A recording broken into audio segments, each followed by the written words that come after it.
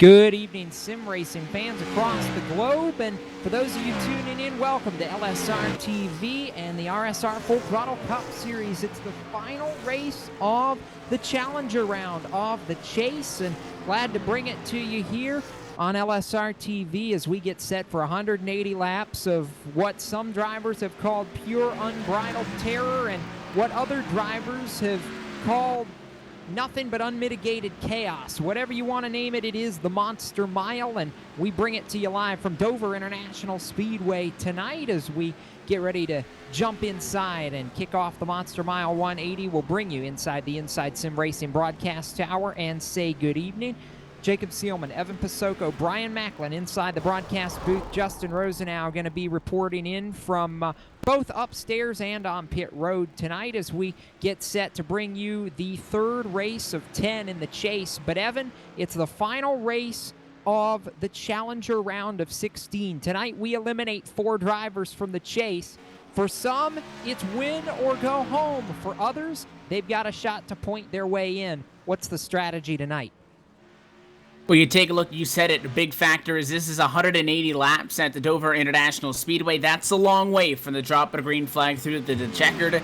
You might just want to get through this one and see how it works out. And again, going into this race, these guys know where they are. Some of the drivers, they have a magic number. If they can hit that number, they're good to go. Other guys, though, like you said, they might have to win. And other guys, really, their fate could be dictated not only based on where they run, but as well where somebody else runs. So they know where they sit now. And then probably with about 50 laps to go, if they want to know, some drivers might not even want to know anything about the points. Those that do, they'll get a radio in from the crew chief. They'll let them know the situation, and it's going to be a very chaotic dash to the end here because we got some of the big names, some of the guys that have run very strong all season, some of the guys that came in kind of as dark horses into this chase above the cut line, big names below the cut line. It's going to be an exciting one to close out the round for sure. And again, at Dover, a racetrack where almost anything can happen, you can't really just say I'm going to go out there, get a top 10 run. You got to fight for it.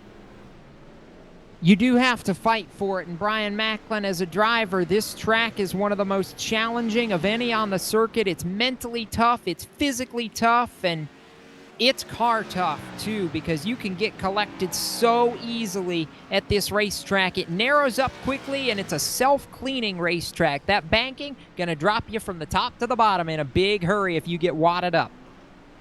Yeah, this track is probably the most abusive track for a driver to have to race on out of any of the tracks they'll go to on the NASCAR Sprint Cup Series circuit, and it's going to be a mentally challenging race as well because this track is known for long green flag runs. 2 years ago in 2013, this race actually went caution-free, so these guys know that there's a potential for a lot of long green flag runs, and when you get that, you start having to think about the tires and this new dynamic surface with the track building up with rubber. It's going to change the way these guys approach the race, and like you said, it is a self-cleaning track, and when something bad happens here, it tends to take a lot of cars with them. If you get a wreck on the front or back stretch, there's nowhere to go for the guys behind them, so if that wreck happens around the 5th or 6th position, everybody from that point forward has a very bad chance of getting caught up in the wreck. So it's going to be interesting, and for these guys that are trying to make it into the next round of the chase, they're going to have to be on their toes all night long and hope they don't get caught up in anything as the night goes on.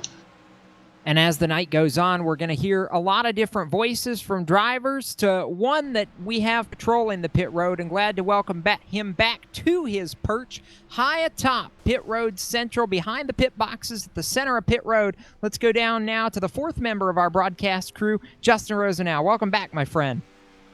Yeah, sure is glad to be back. I got the chance to be up in the tower with you guys last week, and now it's finally good to be back on the perch where I feel like I belong down here on pit road. Lots of storylines to cover tonight, whether it's Boomtown drivers trying to knock one of each other out of the chase by winning tonight's race. That's their goal. And looking at the prospect of a driver like Brendan Mercer, who's in the chase. He's not here tonight, so that's another storyline to cover yet tonight. And another quick point of note, one driver very fast in the practice session was, in fact, I believe, number 2 or number 3, Jeff Ward, no time, hit the wall on both laps. Oh boy, Evan, Jeff Ward's one of the fastest guys in this series. You know it, I know it, and for him to have to come from the back, oh boy. Yeah, and we saw a lot of guys in this qualifying session that you're seeing now, 10-minute, but again, the closed lap qualifiers. We saw a lot of guys, Jacob, they got their 2 laps down, and they just kept going out there. I saw a lot of guys wrecking, so they're trying to find that limit. Jeff Ward, unfortunately, found where it was, and he's going to be starting deep in the field with a car that was the 3rd best in practice. We know that Jeff Ward, though, not just a driver that puts down a hot lap, goes out there and pit putts around in the green flag racing. We know that he wants to get up, but something as well that Brian was talking about, this is a treacherous racetrack to just maintain your position alone. Jeff Ward going to be starting back, albeit he's 35 points above the cut line, so he is pretty comfortable, but you really don't want to have to be charging through a very big field, especially when a lot of the guys that you're going to be passing, he's going to be behind guys that are behind him in points. They're not going to want to make things easy for him tonight. Who knows what happens at a racetrack where really there's a lot of asphalt out there, a lot of concrete in this case, but not a whole lot of preferred real estate. It could be exciting for him. Evan, let's take a look at the chase standings here for a moment, because there are 2 drivers we know that have punched their tickets. Dwayne Vincent, your championship leader, Mitch Rollo, 2nd in points. They have wins in the first 2 chase races. They are into the next round. That means there are 14 drivers, or if you want to discount Brennan Mercer because he's not here tonight, 13 drivers going for 10 available spots. Who do you see as the drivers that have to win in order to get in tonight? And who do you see as the drivers that may just need to have a solid top 10 in order to advance? Well, there's a couple of big names a little bit close to that cut line that I don't like. The good news for them is that cut line grows a little bit, because with Brendan Mercer not here, he drops down to the bottom. He's not going to be able to advance. So the cut is Nick Silver, 14 positions back, or rather 14 points back in the number 25 machine. He's a driver that we've seen run strong. He got up front, got a couple of top 5s. He needs to win. If you're Corbin Hemstreet, we've discussed his situation, missing the first race. He knows that he needs to win. If you're Nicholas Cohan, you have not had a good opening 2 races. You need to win. Guys like Jonathan Cadell, though, Greg Evans, Rich Jett, they're just enough above the cut line where I think if they run where we see them normally run, they can have a strong run. However, being that close to the cut line does not give them an opportunity to have a bad night tonight. No, it doesn't. And Brian, this is something we're going to be watching all night. It's what's going to make this intense, because while you could have a driver jump out and run away to lead this race, the battle's in points. These 13 guys that are fighting for the rest of these spots, it could come down to 1 point. We saw it Sunday where actually the final spot was decided on a tiebreaker. The tiebreaker's the best finish in this round. So you've not got a lot to go on. It could be that close at the end of this race tonight. Yeah, this is going to be a nail-biter of a race for all of these guys in the chase, except for the 2 guys that already have wins in the first round of the chase, Dwayne Vincent and Mitch Rollo. They don't have anything to worry about tonight. They can come in here and just ride around, and they could not finish this race, and they'd still move on to the next round. And that's a wonderful position for those guys. But for the rest of them, it's going to be intense and very stressful.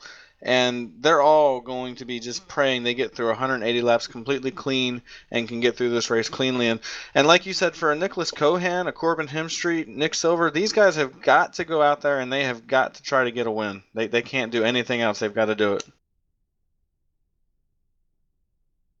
And right now, the qualifying gets set to round down. The field is set, and we look forward to take a look at the starting grid for round number 3 in the chase for the 2015 Full Throttle Cup. And qualifying in the books. Let's run you down through the starting order. It is going to be a man that is right on the cut line. The last driver in, going to have the best starting spot into round number 3. Christopher Hurlow with a 23.031. Going to take pole position. Corbin Hemstreet, another driver that possibly needs a win tonight. He'll start right there in second. Behind him, a pair of very good drivers in the series. Got Thomas J. George starting 3rd, defending series champion Eric Brundys in 4th, and Mitch Rollo will roll off for the inside on row number 3. That's 3 RCO Boomtown machines inside the top 5 with Rollo in P5. Yeah, I just want to quickly mention that is Christopher Hurlow's first pole in the RSR Full Throttle Cup Series this season. Starting in the 6th position is Rhett McBride. He's on the outside of row number 3. Ryan Vaughn in the number 28 machine. He is starting 7th. John Abbott is going to start in the 8th position. Sean Casto is starting 9th and rounding out 10th. Rounding out the top 10 is Jonathan Cattell. He's also looking for a clean night, just trying to advance to the next round in the chase.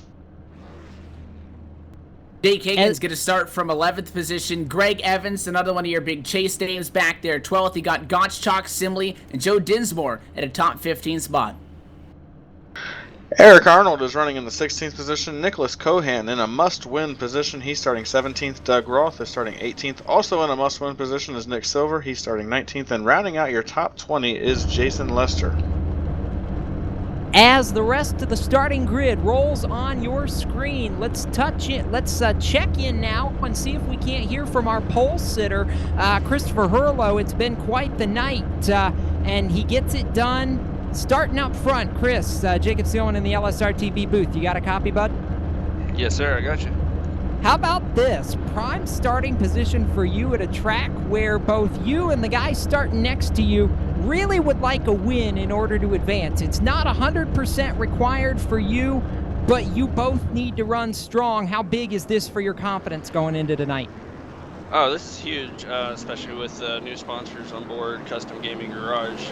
Me and Corbin sitting on the front row. It's pretty big. We just want to get a really good start here and see if we can finish it out first place. This whole team, RCO Boomtown Sim and the satellite cars over at Radius Motorsports, all of you guys showing speed tonight. I think 5 in the top 10, and everybody seems really confident. I mean, how much work is it going to be just to stay out of trouble in these early laps? Well, it's going to be a lot of work, especially for the guys starting in the back. Dover is a place where everything happens really fast, and sometimes it's really hard to avoid. So starting up front is a great thing for us. If it comes down to you and a teammate tonight and you got to maybe rough somebody up for a win, I know it's going to be a lot of fun. We'll let you get to it. Best of luck. Thank you. And with that, the pace car dives down and away. We get set to go green flag racing through quarter number 4. 69 tries to anticipate that one, and a big tire spin for Corbin Hemstreet. Outside lane, nothing going at all. And sailing off into the sunset goes Hurlow. Trouble though back in the pack, an early caution flag. Already up against the inside wall, the number 62 of E.J. O'Rourke coming to the drop of the first green flag on this race. Huge checkup, Brian, on the drop of the green flag on the outside of the racetrack. It all started behind him, the number 10 machine, John Abbott, up on that outside of the racetrack, part of that big checkup. He spins the tires, gets up into the fence, comes back down the track, and really EJ, an innocent victim of that one, but a wreck before half those drivers getting to the start-finish line, and it all got kicked off from that 69 of Hemstreet, trying to guesstimate that start, missed it entirely, checked the outside up. You'll see a replay now.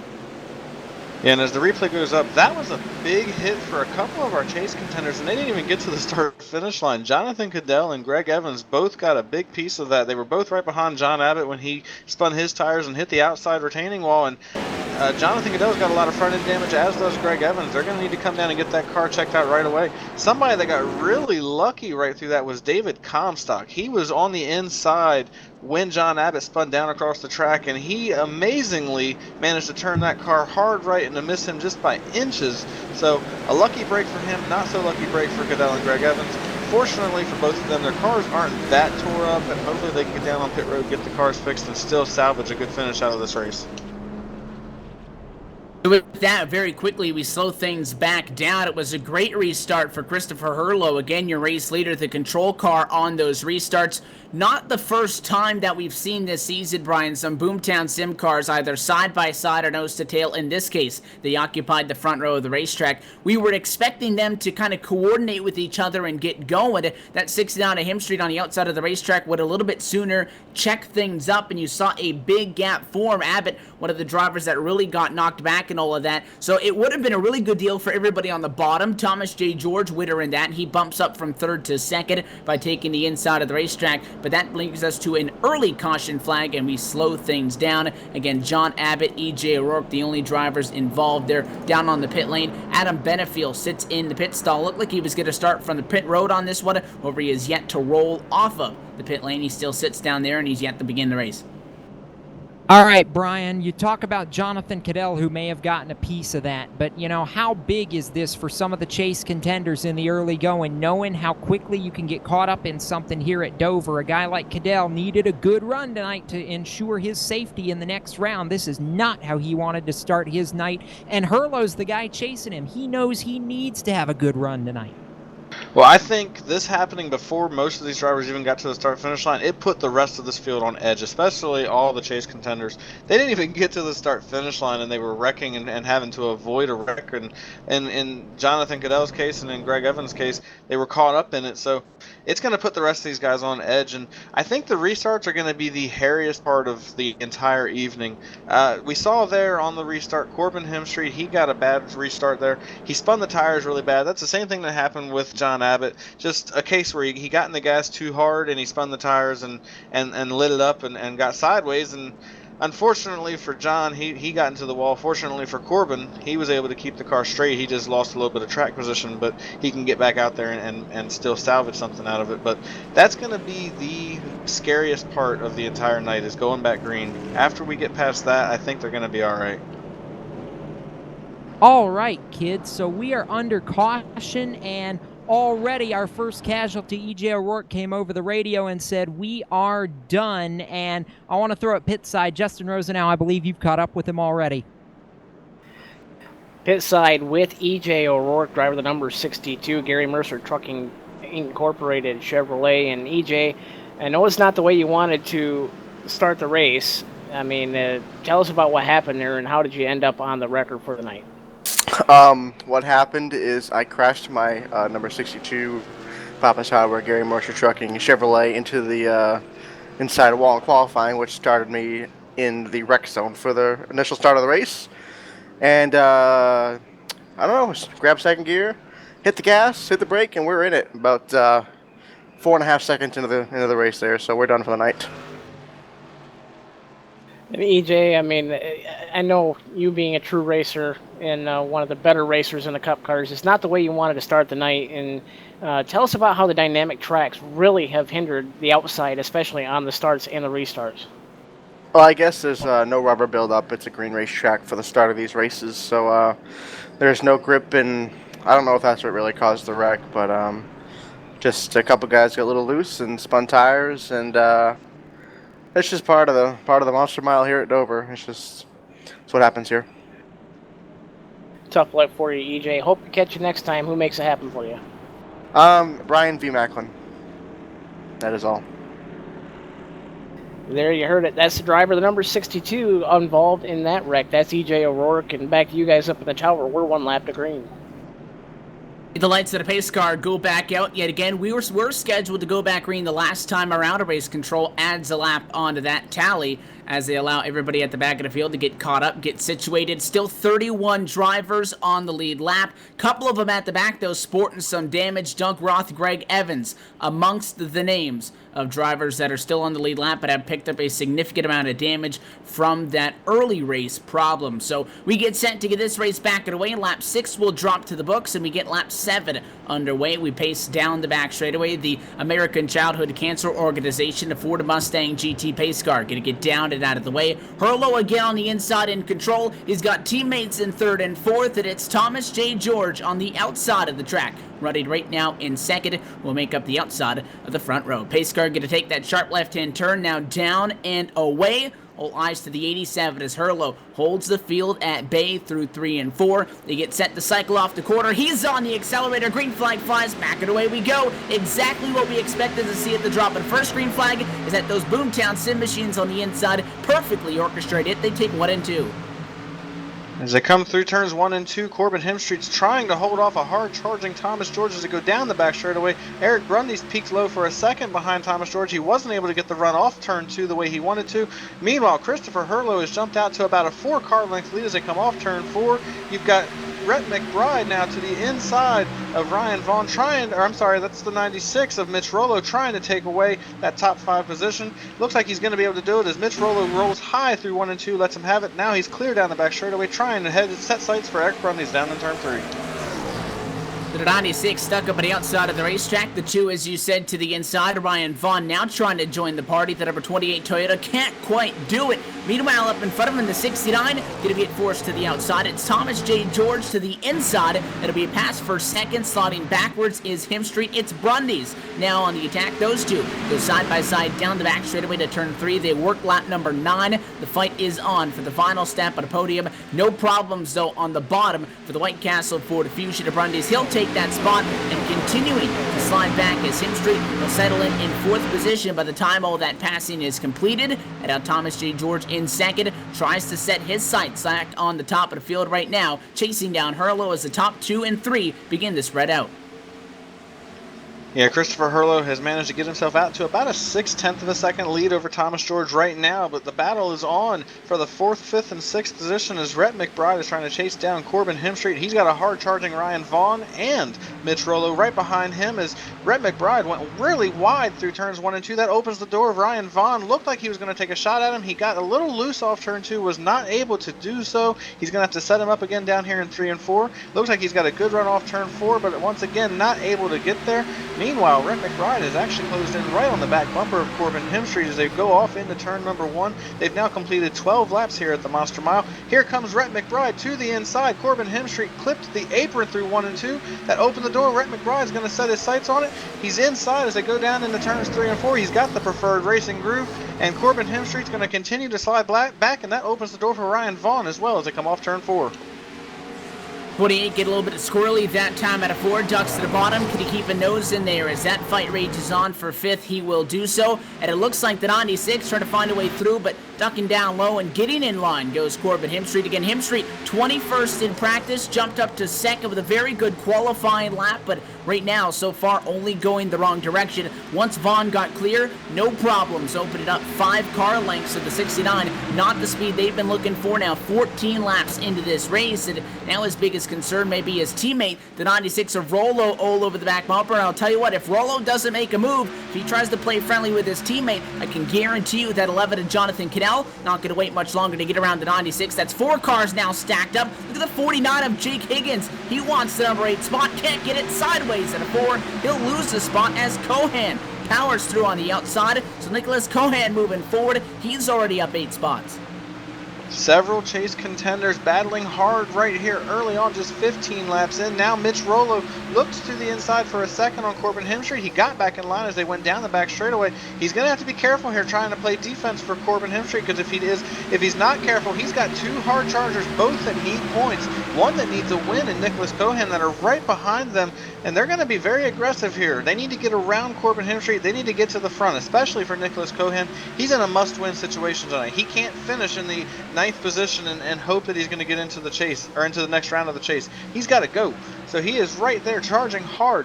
Meanwhile, still out front with about a half a second lead is Christopher Hurlow. Thomas George has been trying to close that gap, and as we can see here, they've got about 17, 18 laps on the track here. The track is starting to rubber in, and we're seeing these guys slide up off the bottom, and they're starting to run more of the middle groove. So already they're starting to move up the track as we get going. We've seen a couple of people try to stick it to the bottom in 3 and 4. That just no longer working as these guys almost begin to dime in the corner as they start to slowly slide up that racetrack more and more. Hurlow picks up another 10th that last time by. Thomas J. George now falls to 6/10 of a second off the top spot. Brundy's 1 more second back from there. He's 1.6 off the top spot in 3rd. So really the top 5 beginning to separate. Good fight for 4th right now, though. Ryan Vaughn trying to get up through the field, and unlike some of these other guys, Brian, who had a poor practice showing, good qualifying showing, however, going backwards, Vaughn quite the opposite. 20th in practice, qualified inside the top 10 on the inside of row 4. He wants more, though, to the inside for 4th. 2 car with a good run out of 2, going to keep that spot up top, but they continue to fight side by side for 4th. Big trouble on the bottom of the racetrack. It looks like Paul Fugate is torn up. That car going to be coming down the pit road after he made contact with the front straightaway inside wall. That may do it for the Lions Club machine. And there was contact between the 28 of Ryan Vaughn and the 69 of Corbin Hemstreet. Ryan Vaughn got loose off 4. He was trying to get back in line. Corbin Hemstreet had a big head of steam down the front straightaway, and Ryan Vaughn actually pinched him up into the wall at the last second, realized what was going on, and had to stuck the car hard left down onto the apron. He slid it down onto the apron, did an amazing job saving the car. You see the replay now. What an incredible save that was by Ryan Vaughn, and a very, very close moment for Corbin Hemstreet. That could have been the difference between if he even has a chance to make the next round or if he's taken out of this race and out of the chase. So a very big and very lucky moment for Corbin Hemstreet in the number 69 machine, as now he's trying to gather himself back up and is battling Rhett McBride, as Rhett McBride actually hits the outside wall off turn 4, and now he slides back. A lot of action going on here. We're only 22 laps in. The 53, the 11, the 2 amongst the names that are going to be able to get around and pass on through. You talk about Rhett McBride. He's got a little bit of right side damage on that race car. He's met the fence a couple of times maybe so far tonight. He's in really what is the most highly condensed part of the racetrack right now. Corbin Hemstreet in 4th is still trying to not go backwards. He hasn't really made any passes so far tonight. Picked up a couple of spots though from where he was a few laps ago. He's in 4th. Nicholas Cohan though all over the back of him. Both of these drivers in 4th and 5th in the exact same scenario where they both essentially need to get a win if they want to be able to make it to the next round. So that's a close fight for 4th on track. 53 looks low. 69 going to shut the door. And a 96 behind. That's a teammate to Hemstreet as Rollo goes to the top side. I can guarantee you that 96 going to make that as difficult as possible for Nick Cohan to challenge these 3 drivers within just 0.2 of a second inside the top 5. In contact, Cohan's going to get turned around into the fence. Caution flag will fly, and around he goes down to the grass on lap 24, and it looked like that 96 on the outside of the racetrack. Cohan came up the track, guys. He just ran Mitch Rollo out of room. Nowhere for the 96 to go.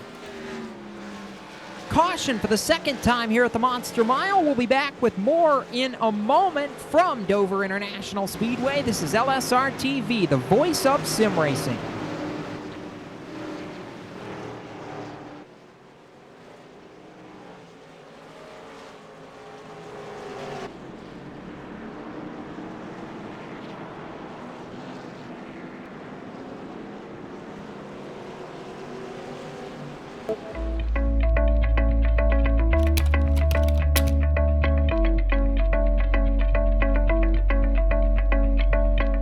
I'm Dan Garrison, software engineer at iRacing.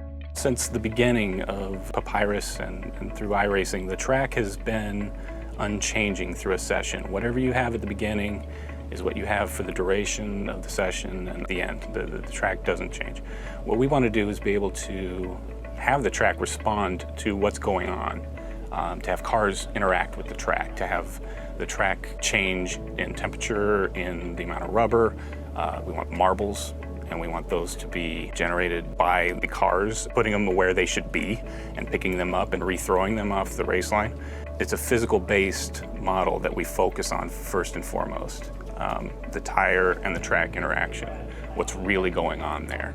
It would be easy to just quickly throw something together. Our standards are, it needs to make sense. What's really going on, even at the molecular level between the track and the tire. The way the track works, essentially, is we divide it up into small cells that your car interacts with. So if you're adding temperature to a certain part of the track, we can pretty accurately know exactly where that is. That gets transmitted to the server. So if I'm in a race, my data is going to the server with everybody else in the session. The server accumulates that and basically broadcasts a consistent track state to everyone, so everyone's got the same track that they're racing on. One of the big challenges was being able to implement this dynamic track with any number of clients connected and have it just work as you would expect. Have it be the same for everyone in the service who's in a session.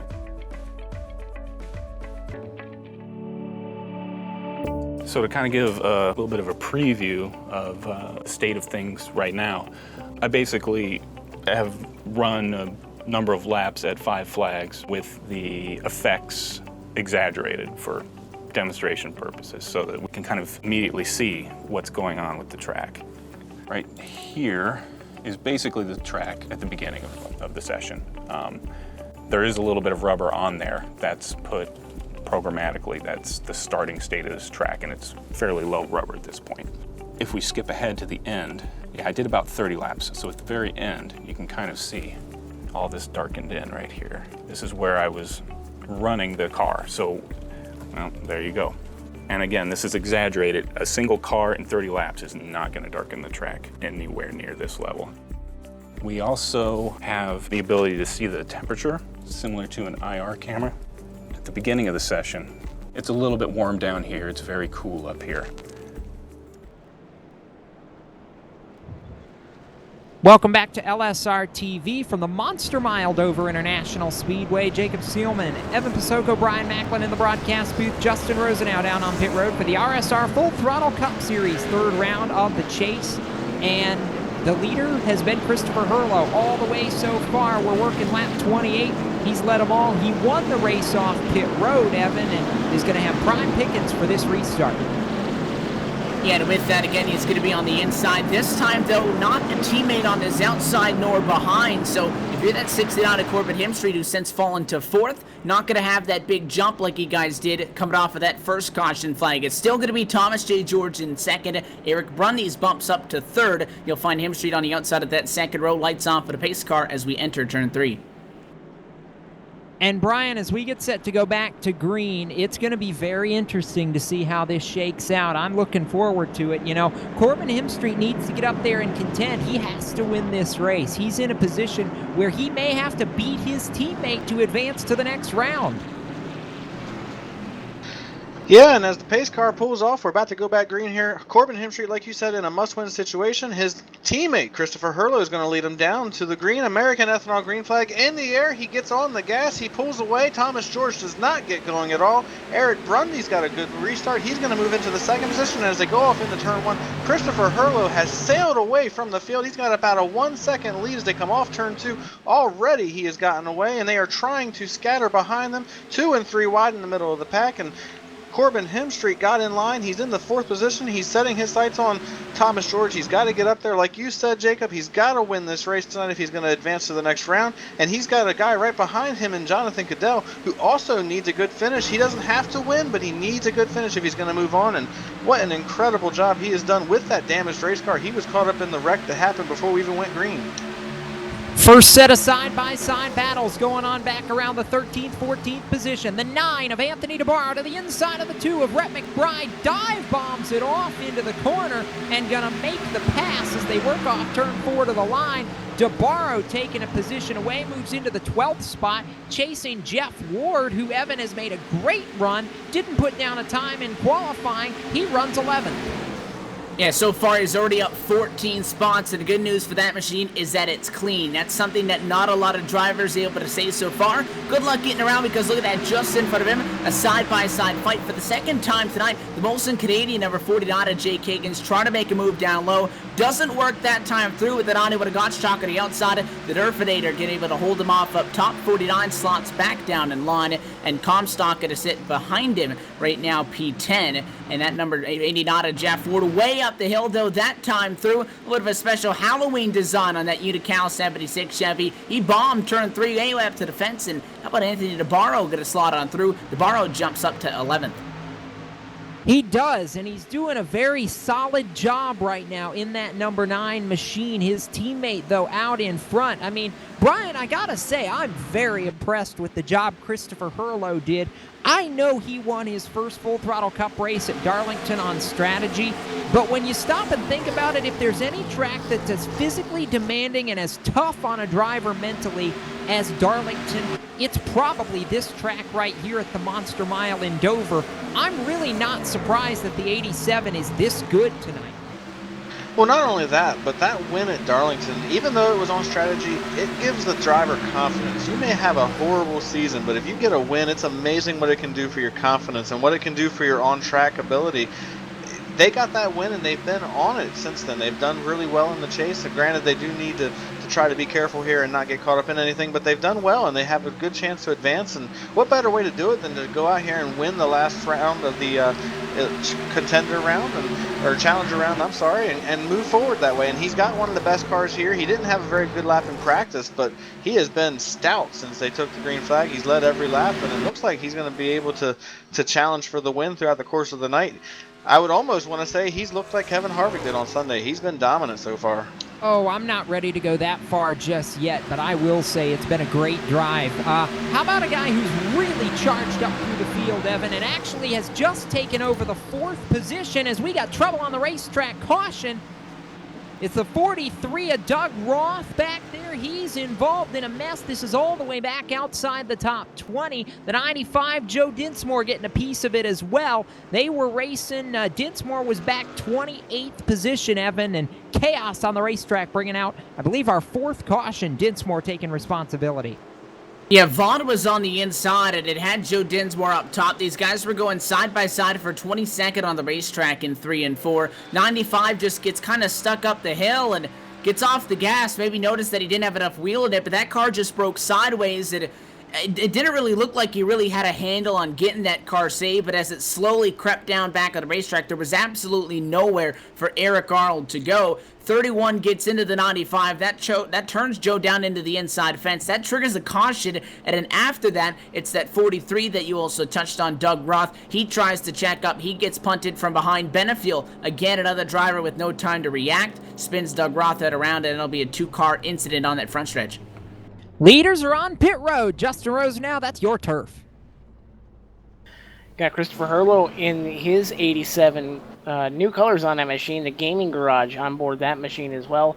Slowly working his way down 35 mile an hour, the pit road speed limit. Waiting for the leaders to get to their pit stall. The 21 of Matt Lacrosse already into his pit stall. 4 tires and fuel on that machine as well. Quietly has made his way up through the field, but it should be no surprise that driver running up towards the top 10 in qualifying, and actually missed his mark in qualifying, running mid-pack in practice, worked his way up to 4 leaders down and away, 4 tires on everybody's machine, and it's going to be the 87 of Christopher Herlow off of pit road, followed by the defending champ 94 of Eric Grundy's, the 1 of Thomas George as well, going to be 4 tires as well, but we do have a taker on 2 tires. That's going to be the 14. That's David Comstock.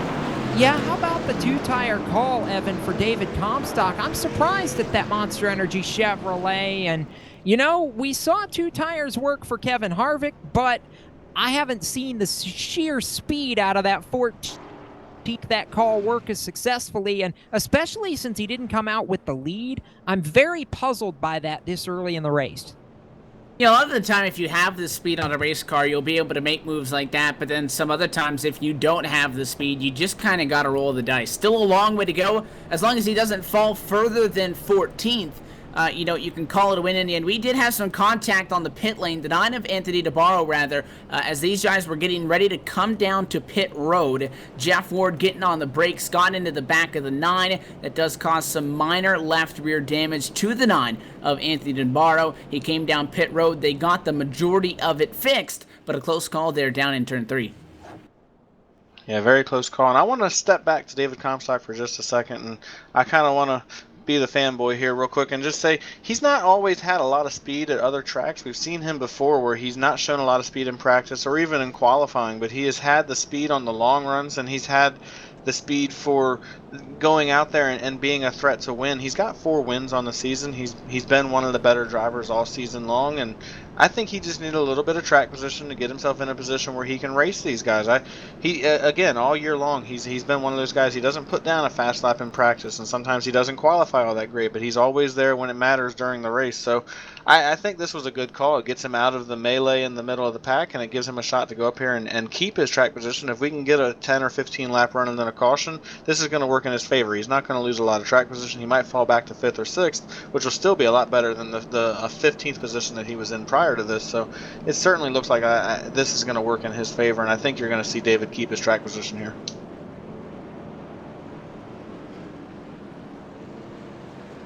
So with that, we see a little bit of a different picture inside the top 10 as we get set to go back. Green flag racing, lights on top of the pace car to go out this time. How about Sean Casto, the number 52 Chevrolet, going to be taking over the race lead after staying out on the racetrack. He did not pit that last time through. Already got that bonus point in the back pocket for a lead in a lap. This is not the first time this season we've seen Sean stay out, and after qualifying in 9th position, you got to think it may be somewhat of a worthwhile gamble. Comstock going to be on the outside of the front row in 2nd. From there on back, it's 4 fresh good years and nothing less for Herlow, Brundys, and George. Round out right now your top 5. Brian Should be an interesting restart. We got no tires, 2-4 from third on back, and with restarts being a problem so far all night long when everybody's got fresh tires, this one could very well get very exciting. The pace car going to get down to the way. Lap 41 will go into the history books. We take lap number 42 as we cycle at a quarter number 4. 52 going to wait on it in control of the field. Very slow, bringing us back to it on the loud pedal. Green flag flies, back and away we go. At another terrible restart for the drivers on the 5th row or so.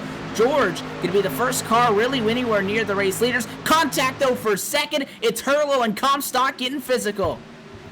Yeah, they got very physical as they went through turns 1 and 2. It looked like David slid down a little bit trying to pinch the 87. He got into the door, but no harm, no foul. They're going to keep going. Now, Christopher Hurlo, after being the race leader all race long, he's having the challenge for the lead now. He's going to go to the inside. Sean Casto is actually going to throw a little bit of a block. That's going to check up Christopher Hurlo. That almost opened the door for David Comstock as they come off turn 2. David's actually got the run. Is he going to take a look? No, actually, Eric Brundies is going to look low on the 14 of David Comstock. So all these guys are scrambling to get by Sean Casto here in the restart. And so far, Sean has actually done a really good job out there on his old tires. David almost makes contact with the wall and had to slide in line in 4th. But so far here, as we get about 2.5 laps into this restart, Sean Casto has done a great job holding on to that race lead. In that 94 looked to the bottom, and then the 14 gave him room. Now what for the race lead? Hurlo to the bottom of the racetrack. The 52, Sean Casto, gets casted out of line, and no problem for Hurlo. He'll go back to the top spot that time by at lap number 45 as we cross over. He takes over the race lead. A little bit of contact, almost. Casto now again way up the hill. Brundy's going to slot through into second, and it's going to be the 14 of Comstock back up to third. And now if you're that 52 with Sean Casto, you just got to stop the bleeding. He finds a spot back down in line in P4. Thomas J. George, though, we know he's not going to sit around and play around with the 52. 52 up against the fence. One peeks the nose to the bottom. Not that time. 52 shuts the door yet again. Behind that one of George, you see the 21 of Matt Lacrosse. Lacrosse fighting to hold off Dwayne Vincent for 6th. Yeah, and as they work down into turn 3, Thomas George finally gets to the inside of Sean Casto. Sean has been very difficult to pass on this restart. He's been holding the inside line and being very difficult with that. And it's been very hard for these guys to get by him, but slowly but surely they're starting to make that move as Thomas George has made his way to the inside. It looks like he's going to clear him as they go through turns 1 and 2. He's going to bring Matt Lacrosse with him, and Sean Casto once again is going to have to fall in line, but Dwayne Vincent's there and is going to slide underneath him as well. So Sean is slowly starting to move backwards here, and meanwhile, out in front, Christopher Hurlo is about 0.3 over Eric Brundies, but Eric Brundies has been on top of it here on this restart. And we know this guy is a gentleman that he knows how to get the job done on the more difficult racetracks. He's a very good driver at Richmond. This is certainly one of the most difficult tracks, and here he is setting his sights on Christopher Hurlo on lap 48 going through turns 3 and 4. I'm watching a battle right now, Brian, for that 4th position. Thomas George in the Snap-on Chevy has it, and the 21 of Matt Lacrosse wants it. Lacrosse has climbed from almost 30th up into the top 5, Evan. The 21's done a great job, and, you know, he wants more. He's got the speed, I think, to maybe play spoiler and contend for a race win tonight. He's been dogging that Snap-on machine for the last 5 laps. And a big step that time by. He made a pass just about a lap ago. That one machine caught the fence coming out of turn number 4. Not sure how much slower George is, if anything, to Matt, because he gets back up to the back bumper, but that Snap-on Chevy just tagged the wall a little bit out of 4, slowed him down enough to allow the 21 to get in inside position, and really no attempt to really squeeze him down on the inside. The 1 let him go. Duck back in line in 5th. This fight going on right now, 1.6 seconds away from the battle for the race lead. That's Hurlo by 0.3 of a second over top of Eric Brundy. Not an immediate fight at the moment. Meanwhile, the 52 is Sean Casto back in 7th. He's trying to hold off the 9, and the longer Anthony DeBarro waits to make a move, the bigger the crowd gets behind him. He's got the 49 again. Higgins on the back bumper, and not all that long ago, the 89 to 69 and company were there as well. Finally, he'll poke a nose to the inside. He'll pull the slide job in 3, slide up in front to get the move, and with that, Jake Higgins going to come through as well. As we continue to watch some of those battles back in the pack, I'm a little puzzled. And Justin Rosenau, I'm curious if you've got any news on the 69 of Corbin Hemstreet, because that car, it started on the front row, it's fallen back to 10th, and I'm not sure exactly where the speed he had at the start of this race has gone, but they need to find something here. We're past lap 50 now. Yeah, the driver, that number 69 Gaming Garage Chevrolet from the Boomtown Sim Camp, he's not very happy at all. Caution on the racetrack will update after the caution flag.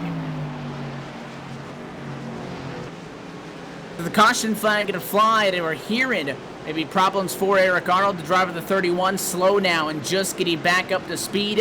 And this time it's going to be the backstretch where the problem happens, and the 22 and the 31 find each other. The caution flag is going to come out for the 22 of Douglas Wyatt. Not sure if that was a connection issue. Wyatt running right now 1 lap to the negative. A very similar situation to what we saw a little bit earlier on in the race with 2 of our lead lap cars up at the front of the field. The 22 just slides high, runs him out of room, gets turned, and then that car with maybe some connection issues or something goes off of the racetrack. So Douglas Wyatt, though, around off of the nose of Arnold. Eric had nowhere to go at all. He'll drop to the bottom of the lead lap and get some damage and all of that. But again, just another situation that these race cars getting tight. They got to chase him up the hill, and eventually you run out of real estate. And again, not the first time we've seen that happen in turn 2 tonight.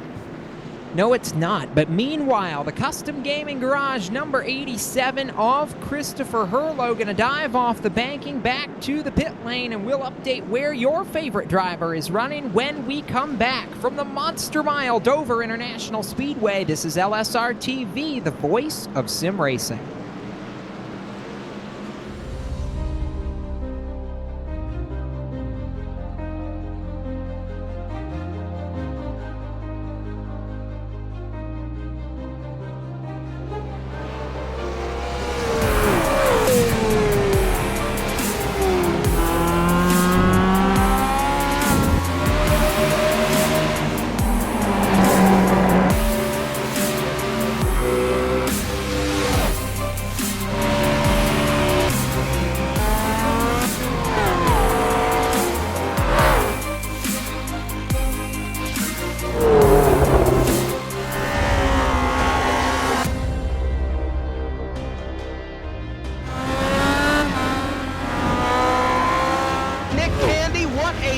Truex in the outside, contact made, 56 slides it at a 4, who's going to be at the stripe, dead even, give it to Ryan Truex. Truex is your winner over Tandy.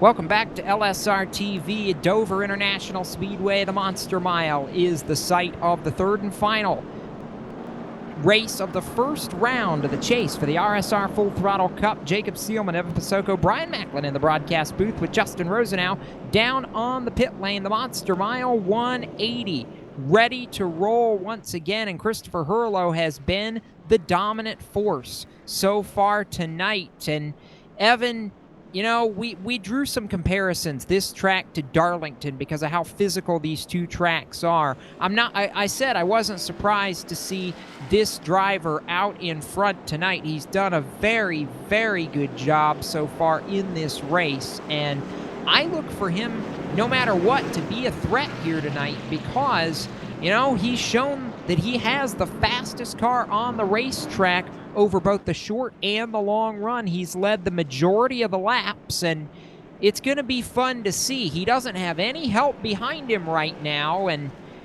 he's shown he doesn't need it. So as we gear up for a restart here, going to be 57 laps complete. But, you know, what are your thoughts on this 87 machine early in the race? Because he's showing some dominance. Yeah, he leads. The only thing you'd have to be concerned about is if you get later in this race, we see some strategy. He needs to have, at some point, some experience in traffic. Look at the guys third on back. They started 22nd, 29th, 28th, and 21st. Those guys have passed a lot of race cars. That's something Hurlo really hasn't had to do a whole lot of tonight. That's true. He hasn't had to pass a lot of cars, and he shouldn't have to pass any here because we're going back under the American Ethanol green flag. It's in the air with 57 complete work in lap 58. And Hurlo was gone by 4/10 by the time they ever got to the start-finish line. Brian, he caught Thomas George asleep at the switch and left. Yeah, that was an incredible restart once again for Christopher Hurlo. We've seen all night that the guy on the outside line on the front row cannot get going. It's very hard for them to get the tires to grip and get going, and that was the same case there for Thomas George, but now Thomas is going to try to close back in on him. He's down to about a 0.3 of a second gap behind him. Anthony DeBarro has made his first appearance into the top 3. He started back in the 29th position. Now he's up into the top 3, so he's trying to get up there and maybe challenge for this race victory as well. You got Dwayne Vincent, who's also got his first win on the season. He's up there in 4th, and David Comstock in the top 5 as well. All these guys are chasers, and they're all looking to advance to the next round. Of course, Dwayne Vincent already has done so the rest of them are just looking to get through the night cleanly. Yeah, they are. Hurlo's been on a rampage so far tonight. And how about a shout-out to the new colors for the Boomtown Sim cars tonight? Custom Gaming Garage joining those cars for both tonight's chase race in Dover. They'll be back on the car at the Phoenix International Raceway for the penultimate round of the chase for the Full Throttle Cup. So new sponsorship means and right now they're proving that they know how to lead and potentially win. We crossed the 1/3 mark, and Evan, let's go through the field, at least back through the top 10. Hurlo, your race leader, we've documented him. He's led the most laps so far, but behind him, Thomas George, that Snap-on Chevrolet. He's not letting them get too far away. He's in a battle with Anthony DeBarro for second, but these two drivers have been very strong this season, and I look for either one of them to be contenders tonight. Strong this season, strong tonight as well. It's basically been old Thomas J. George in second. Started in third again, jumped up to second on the drop of the green flag, and after about 10-15 laps, he had sat there. He got that 9 just behind him. Anthony DeBarro to the inside, and that'll be a side-by-side fight for second on the racetrack. Give DeBarro another spot to the positive. He goes from 29th to second. That one car going the wrong direction, but Dwayne Vincent, one of the guys moving forward, Brian, he goes to the inside, both him and Comstock. Yeah, as the positions are shuffling on the racetrack, we do see Dwayne Vincent. He's going to move up into the 3rd position as he passes Thomas George there. And following him through, David Comstock, we talked about him a little while ago. He took 2 tires. He got a lucky caution after 8 or 9 laps, and he came in, and now he's on the same strategy as everybody else on 4 fresh tires. He's going to move up into the top 4, and then Matt Lacrosse also made his way through into the top 5. He passed Thomas George just a couple of laps ago. Yeah, he did. That breast cancer awareness machine for Matt Lacrosse has moved from 28th up to 5th right now. One of the biggest movers of this race. Lacrosse not in the chase, but would like to get a win for that Chevrolet before the end of the season. And back in the 7th position, just behind Thomas George, the reigning series champ, Eric Brundys, the White Castle Ford, rides 7th. Brundys has been solid. I've heard over the radio a couple of times he just wants to save his stuff for later on in this race. Brundys in 7th knows that this will be enough to advance him, so he's not worried about going and fighting for the win unless he has a clear shot at it tonight. Also a shout-out back there in the 8th position, the guy who gambled on 2 tires earlier, but has really held some solid track position after qualifying 9th. Sean Casto in the 8th position. Evan, behind him, 2 more drivers to round out the top 10. Jeff Ward and Jake Higgins, a veteran and a young gun. Boy, those two have been around each other a lot tonight.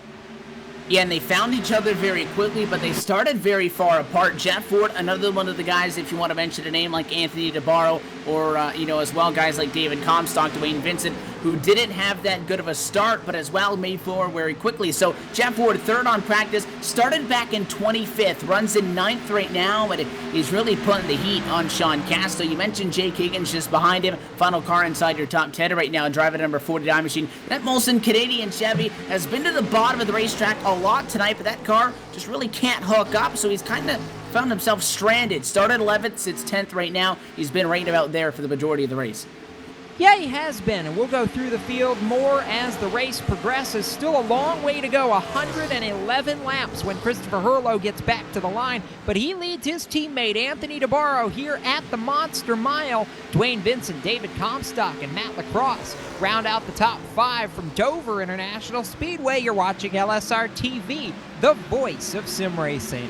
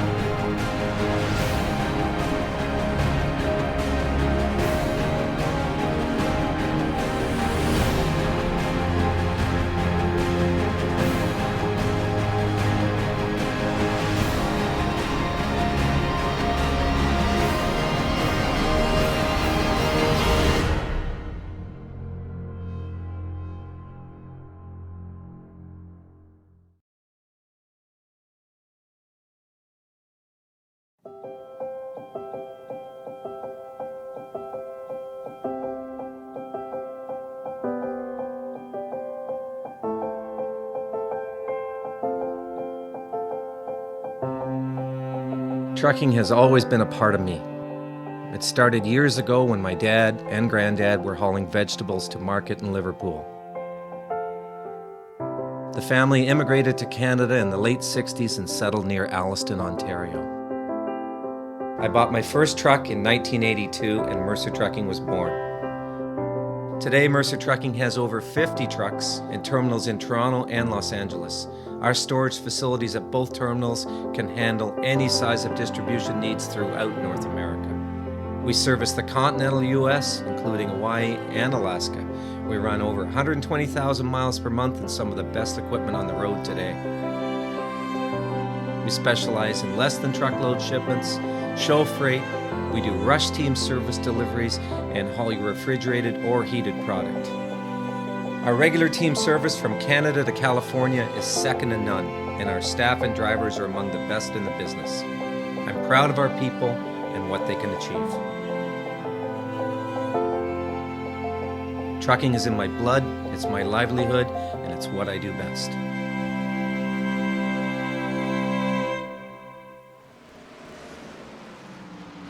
Welcome back to LSR TV. Change for the lead with 76 laps complete. Anthony DeBarro driving to the inside of his teammate Christopher Herlo, and he and Dwayne Vincent have taken off. DeBarro, your new leader, Vincent second, and Herlo now, as we work off the corner, trying to fend off the charge from Matt Lacrosse. They head back, Evan, towards turns 1 and 2. Lacrosse is looking for a way by. Herlo trying to hold it in the middle of the racetrack. He gets a little bit loose. Lacrosse just can't quite capitalize.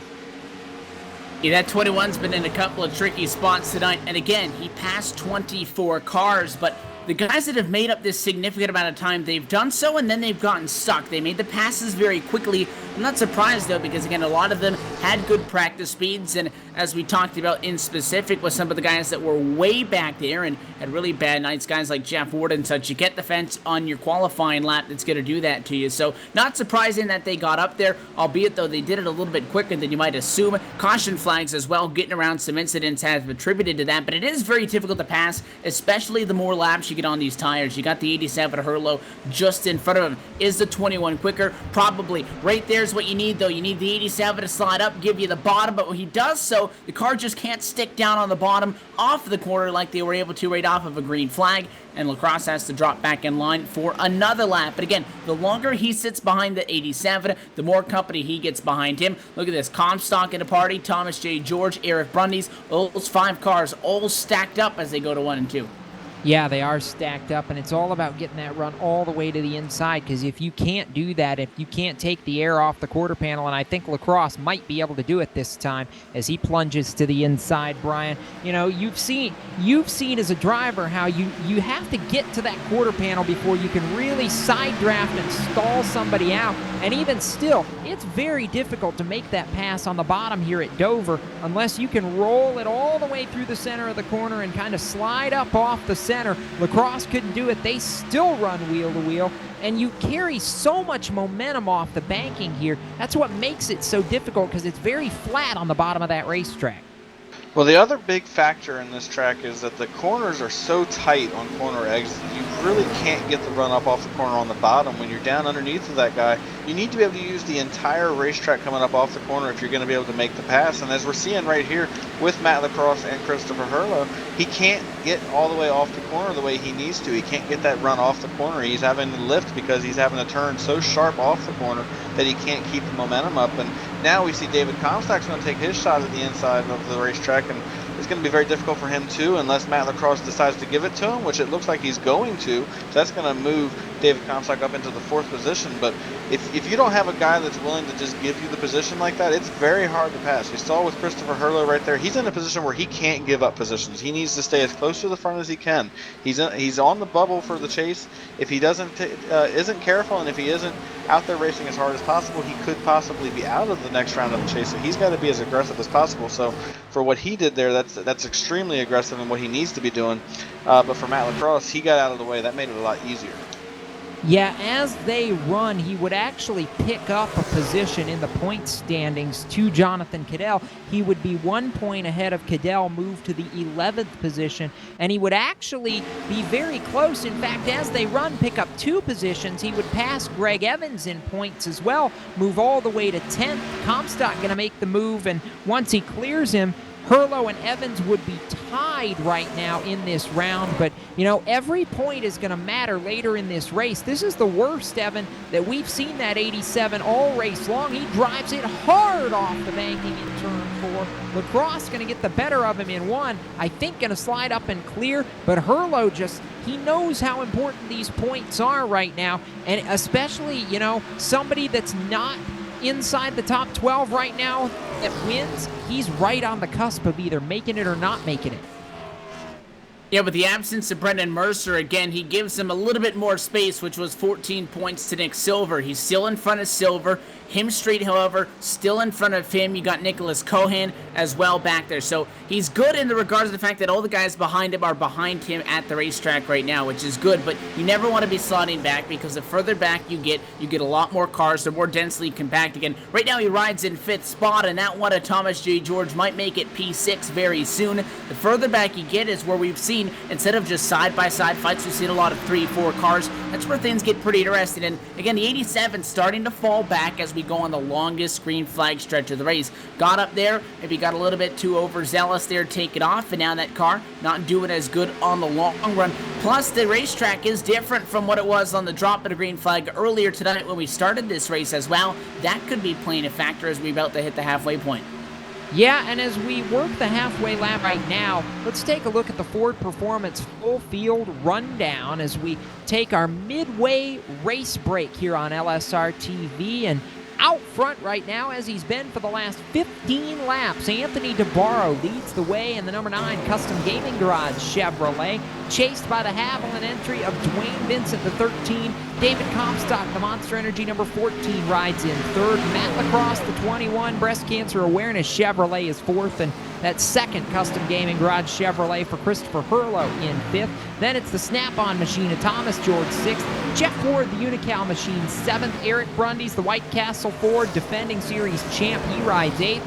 Jonathan Cadell's Toyota 9th, and Sean Casto right now rounding out the top 10 as a very hairy moment for Matt Lacrosse. He's going to lose a couple spots, Evan, as we look at 11th on back.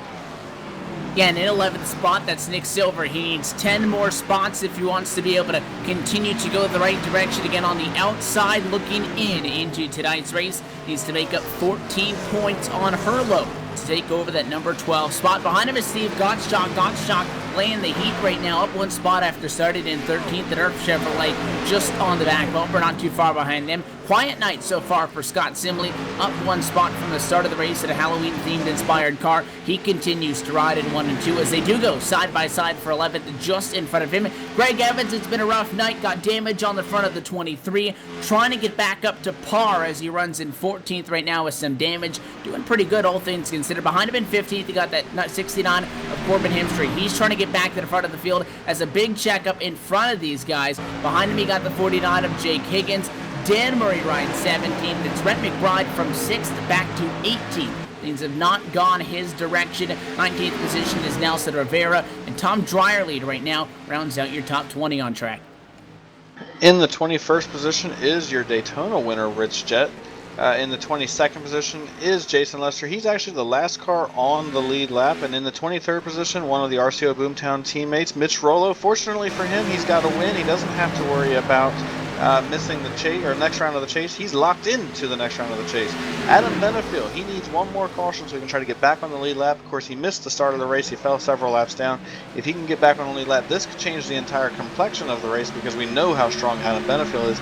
The rest of the drivers are several laps down, and it looks like they're mostly in the pit road or in the garage with damaged race cars. We've got Nicholas Cohen, who is currently 12 laps down in 25th. Ryan Vaughn actually just took it to the garage. He's calling it a night. That's in the 26th position, currently 15 laps down. Then we have Doug Roth. He's 27th. John Abbott, 28th, still out there trying to log laps. He could pick up a few positions now. These guys are on pit road. He's in 28th. Sean Boundy is 29th. Eric Arnold also out of the race. The rest of these guys all are out of the race. Douglas Wyatt, he's in the 31st position. Joe Dinsmore is 32nd. EJ O'Rourke is 33rd after getting caught up on the lap 1 incident. And rounding out the field is Paul Fugate. He's going to finish 34th. And we have a battle for the lead, Justin, or Jacob. How about that? We'll go down to Justin Rosenau in a moment, but right now, Dwayne Vincent, the man on the move, trying to make the charge on Anthony DeBarro and make it a 3-man fight. David Comstock coming in the 14. I think he's been the fastest car on the racetrack the last couple of laps. We watched the 9, the 13, and the 14 go to work. Justin Rosenau, I want an update on the Monster Energy Chevrolet. Comstock has been the fastest machine on the track the last few laps. Comstock learned from his 2-tire debacle there on that last restart before we come around for pit stops the last time through, and Comstock really happy with his Monster Energy Chevrolet, really trying to show that he's been the dominant car all year long, and doing so tonight, driving up from the back of the pack, started 21st, now he's up to 3rd, and challenging right on the back bumper of Dwayne Vincent as well, along with the 9 Anthony Barr. All 3 of these cars started in back, and I do have a points update for you. The first 4 cars out of the chase, which means the 4 that get eliminated tonight in this order as they run. The 25 of Nick Silver will be 13th, the 69 of Hemstreet being shown in 14th. In 15th in points will be the 53 of Nick Cohan, and 29, the Brennan Mercer, not showing up tonight. He will finish 16th in the points. Well, of course, we have to keep in mind, Justin, that it's not over until they throw the checkered flag, because if one of the 3 drivers that are not Brennan Mercer in that group wins this race, they advance. Meanwhile, how about the 3-man scrap for the lead, Evan Pasoko? It's in turn number 4 right now. David Comstock, DeBarro in the wall. In the 9 ran out of real estate, and it's going to be Vincent back to the top spot. Comstock on the inside of the racetrack. He'll slide up back in line, and the 14 machine going to make over 2nd, and just like that, a 2nd. One of those RTO Boomtown machines drops back now. In 3rd is Anthony DeBarro. We know Dwayne Vincent's been quick. He's been on the back of the 9 for some time. The 14 of Comstock, you'll take a look at that replay out of 4, but now that 14 of Comstock, he was closing in on these guys as they fought side by side. Now we'll see if that was the 14 speed or the fact that those guys were duking it out. Comstock has nothing but 1.5 car lengths between him and the race lead.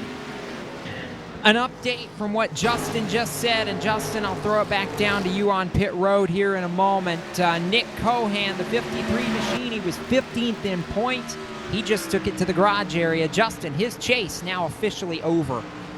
Yeah, I saw where he was on the racetrack, 18 laps down, and I'm hearing, I do believe, the 21 of Matt Lacrosse just crashed on the racetrack. No caution on the speedway at the moment, but the 53 of Nick Cohan puts it behind the wall right now. Replay on your screen. And he is going to be 15th in points when it's all said and done. So the two remaining contenders here in round number 1 will be the 25 of Nick Silver and the 69 of Corbin Hemstreet on the outside looking in.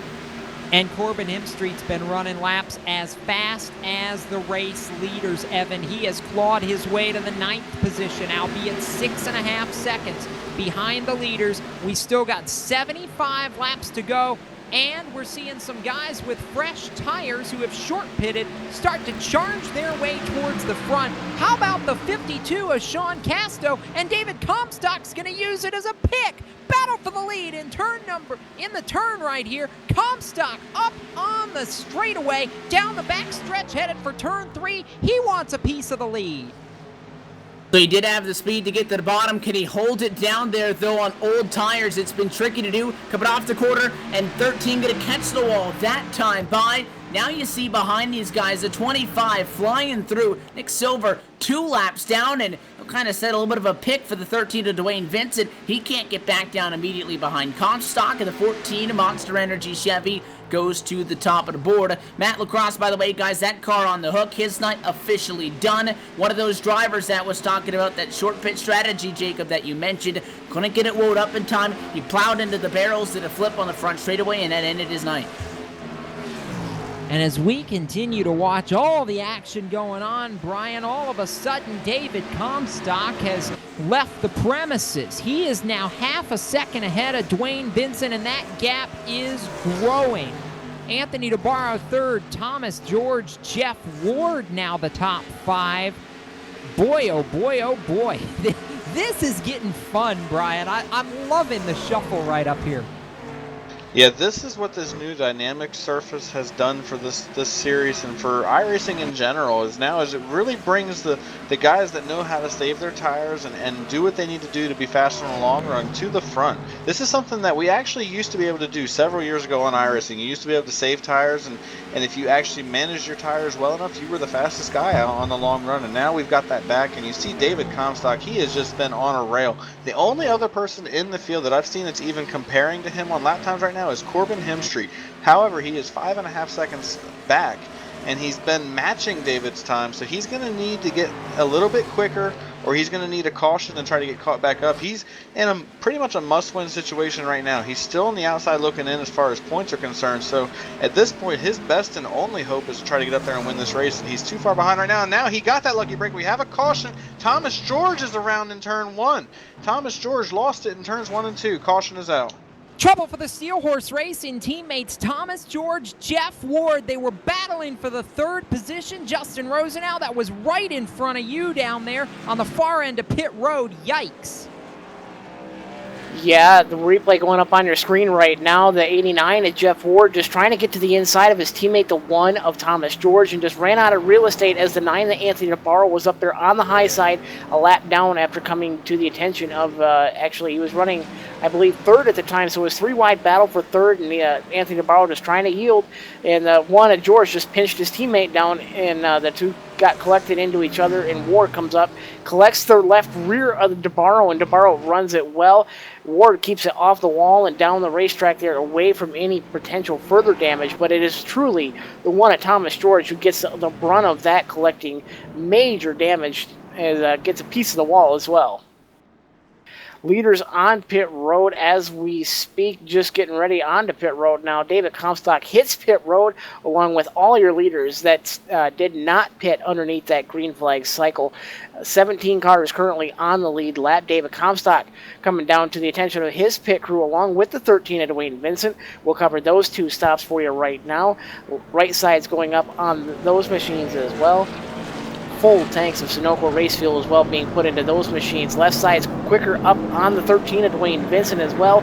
Fast stop for Comstock as his crew put the jack down much faster than the 13 of Dwayne Vincent. Going to have to see where he comes out off of pit road. I do believe Anthony DeBarro going to be the first car off of pit road. 2 tires, I do believe, on that machine as I see the 87 of Christopher Herlow. Looks like he will come off of pit road, second in line of those taking 4 tires. This is going to be fun, and I think Anthony DeBarro ended up missing his pit box. Tough break for the 9. So we'll do a little bit of business, come back for the restart in a couple of moments. And boy, the monster's not done taking prisoners yet, so stay with us. From Dover International Speedway, you're watching Live Sim Racing TV.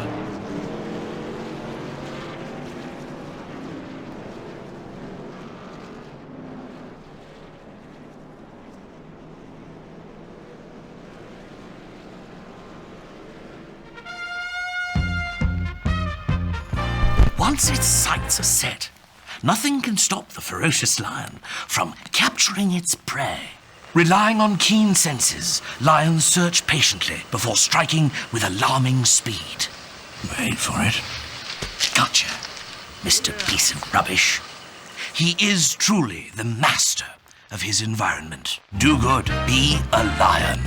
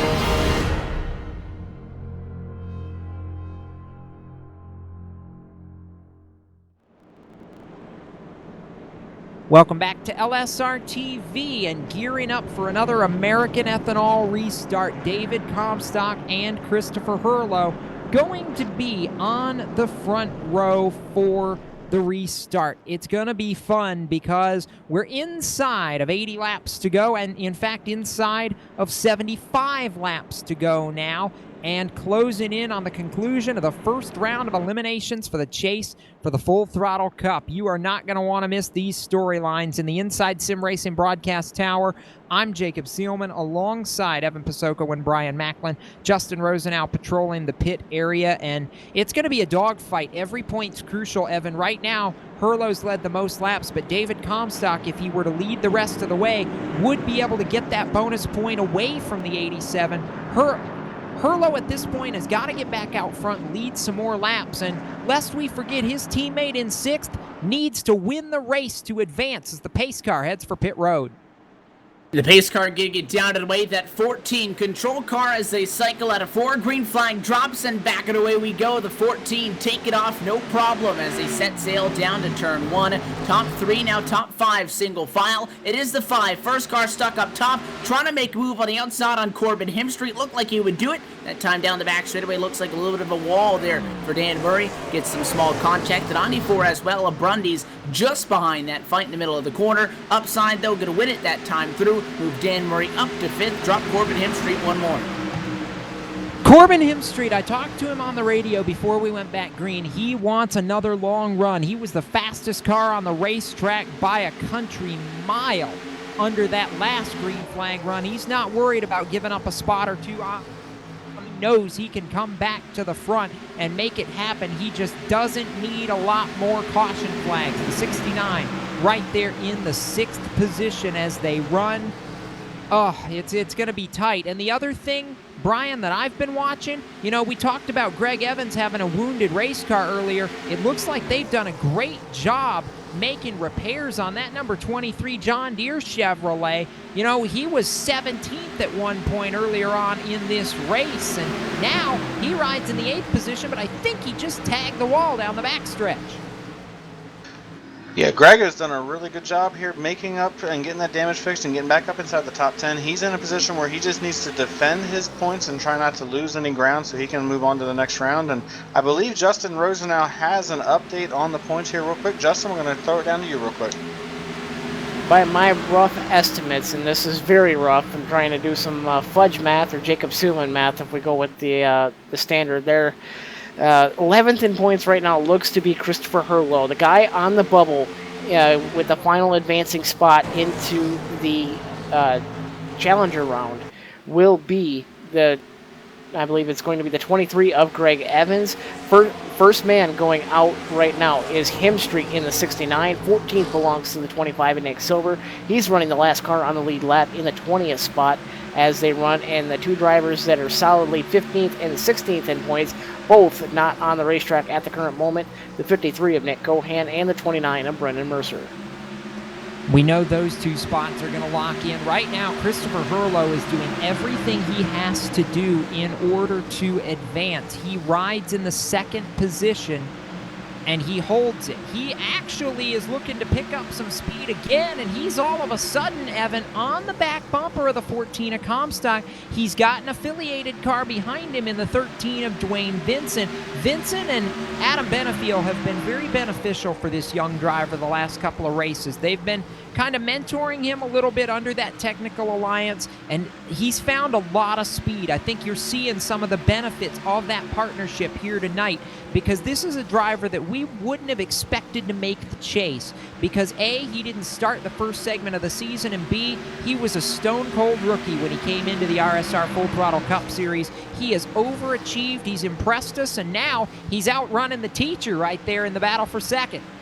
And you can see that progression throughout the season as well. We saw those sparks of speed, but, you know, being able to have a veteran driver in this RSR Full Throttle Cup Series to kind of look after him and to communicate with you, really seeing that speed has become more of a constant. Running second right now, I'm not necessarily guaranteeing that he doesn't still have the fastest car on the track right now. Comstock really opening up the gap, the 87, taking it a lot easier into the corners. He's getting a lot more of a run coming off, but I mean, he's all over the back step of that number 14 machine. Comstock, we know, not going to give this one up. He had to pass 20 cars to where he gets to sit right now, and I'm sure he wants to continue to ride out in that clean air as opposed to having to redo what he's done already. He's not going to give it up. The good news for Herlow is that if he gets to the back bumper of 14, that 13 might give him a couple of laps to try to set something up before going right to the bottom, and that's also good news because the top 3, 1.5 seconds out from 4th on back.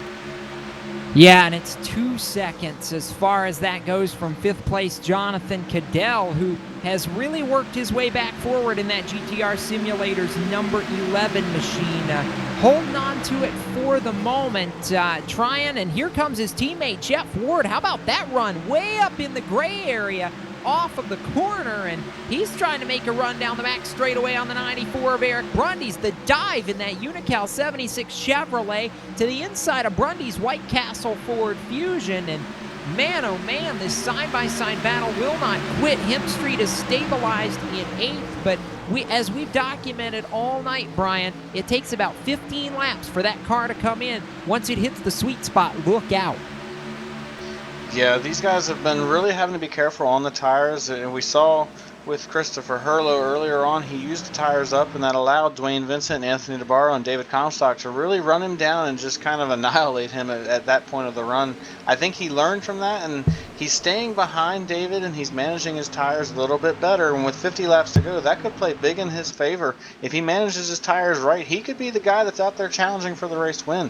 He's been one of the fastest cars all night long, and if he takes his time here and doesn't burn his stuff up like he did on the last green flag run, I expect that he is going to be able to challenge David Comstock for this race lead. And for Corbin Hemstreet, he's back there in the 8th position. He's about 2.6 seconds back. We know how fast he was on the long green flag run we had just a little while ago. So if he can stay relatively close and he can do the same thing with his tires that he did on the last run, he also could get up there and challenge these guys for the win, should it stay green. So I think with 50 laps to go, this thing is setting up to be very exciting and very intense for those guys on the bubble spot for the chase. Brian, we pitted with just inside of 70 laps to go. I know we don't talk about it as much as probably we could because of the fact that we see or have seen a decent amount of cautions in the RSR Full Throttle Cup Series races here of late. But if we get another long green flag run, perhaps run it all the way out, are these guys good to go on fuel, or are we going to get a little bit nervous on the pit box? I do believe they're within their fuel window. The window here at Dover is typically between 80 and 90 laps, and they went green right around that frame, so I think they'll be all right. It's going to be close, but I do believe they're going to make it to the end. Yeah, the pit stops came on lap 112. That's with about 68 laps to go. So by my rough estimate, even going 80 laps, I think you'd have about 6, 7, 8 laps to the good, you know. One thing that thankfully I think these guys won't have to worry about. The problem is for David Comstock, he's got a worry that's not fuel right now, and that's that 87 of Christopher Hurlow. Hurlow really putting some pressure on in that Chevrolet SS. Comstock just, he can't quit right now. I know Evan, he doesn't want to burn up those tires, but Hurlow's kind of forcing him to run a lot harder than he wants to right now. And when you're up front, it's very easy to push that car a little bit harder than you need to. Again, we've seen a couple of times tonight, if you're that second car in line, you got guys behind you. If you're faster than somebody, you'll tell, because you'll get a stack up. Right now, Comstock pretty even with Hurlow, but again, with that 87 on the bumper, you might give it a little bit too much. And another thing is, you don't want to catch yourself looking too much in that rear view mirror. Comstock, though, no stranger to being up front. He's no stranger to these kinds of situations. He knows how to compose himself, so I'm not all that worried about it, but the 87 is definitely there and close enough to where even the smallest of bobbles could drop Comstock off of that top spot. And really, because they're so even, that differential between P1 and P2 with the track position is at a premium. It really is, and as we sit here now, closing in on 43 laps to go when they come back to the line, we're starting to see Corbin Hemstreet's times are starting to creep back up. He was a little bit faster than the leaders last time by. They click off another lap, that 2.8 second gap. He's starting to stabilize it, and ever so slightly, he's starting to chip away at it. I know Justin Rosenau, he said we need to stay green the rest of the way, but he might be able to get there. I'm not saying it's gonna work, but boy, this is exactly what they need right now, this green flag run. Yes, it is. I just talked to the crew chief, Jared Como, for the 69 at Corbin Hemstreet. He's saying the time is now. He's got to do whatever he can to get up front and get in position. He just took a 10th off of your leader, David Comstock, and they were made aware by some teammates and some other viewers reaching out to them via various social media platforms. The gap is somewhere around 23 points between Hemstreet and Greg Evans as they run right now on the racetrack. So Hemstreet in a go or go home situation, he really needs this race to stay green all the way. And he just chopped 3/10 off the lead the last 2 laps. It was 2.8, Brian. It's now 2.5. We know what he's capable of here tonight. His teammate is pushing David Comstock to burn those tires up. He wants to see Corbin try to get there. Another 10th out of it here as we hit the 40 to go mark. He's coming. Yeah, he's coming, but he's got a few obstacles in his way. He's got Jonathan Cadell, Eric Brundage, Dan Murray, Jeff Ward all in front of him. These are not team-affiliated cars, so these guys are not going to just lay over and let him go the way that Christopher Hurlow and Dwayne Vincent may do when he gets to them. He's going to have to race these guys for those positions, and that's going to make it a little bit harder as he cuts another about a tenth and a half off the race lead. He's certainly got the fastest car right now, but if these guys don't lay over, it's going to make it a little bit harder. It's going to make that gap spread back out for a few seconds.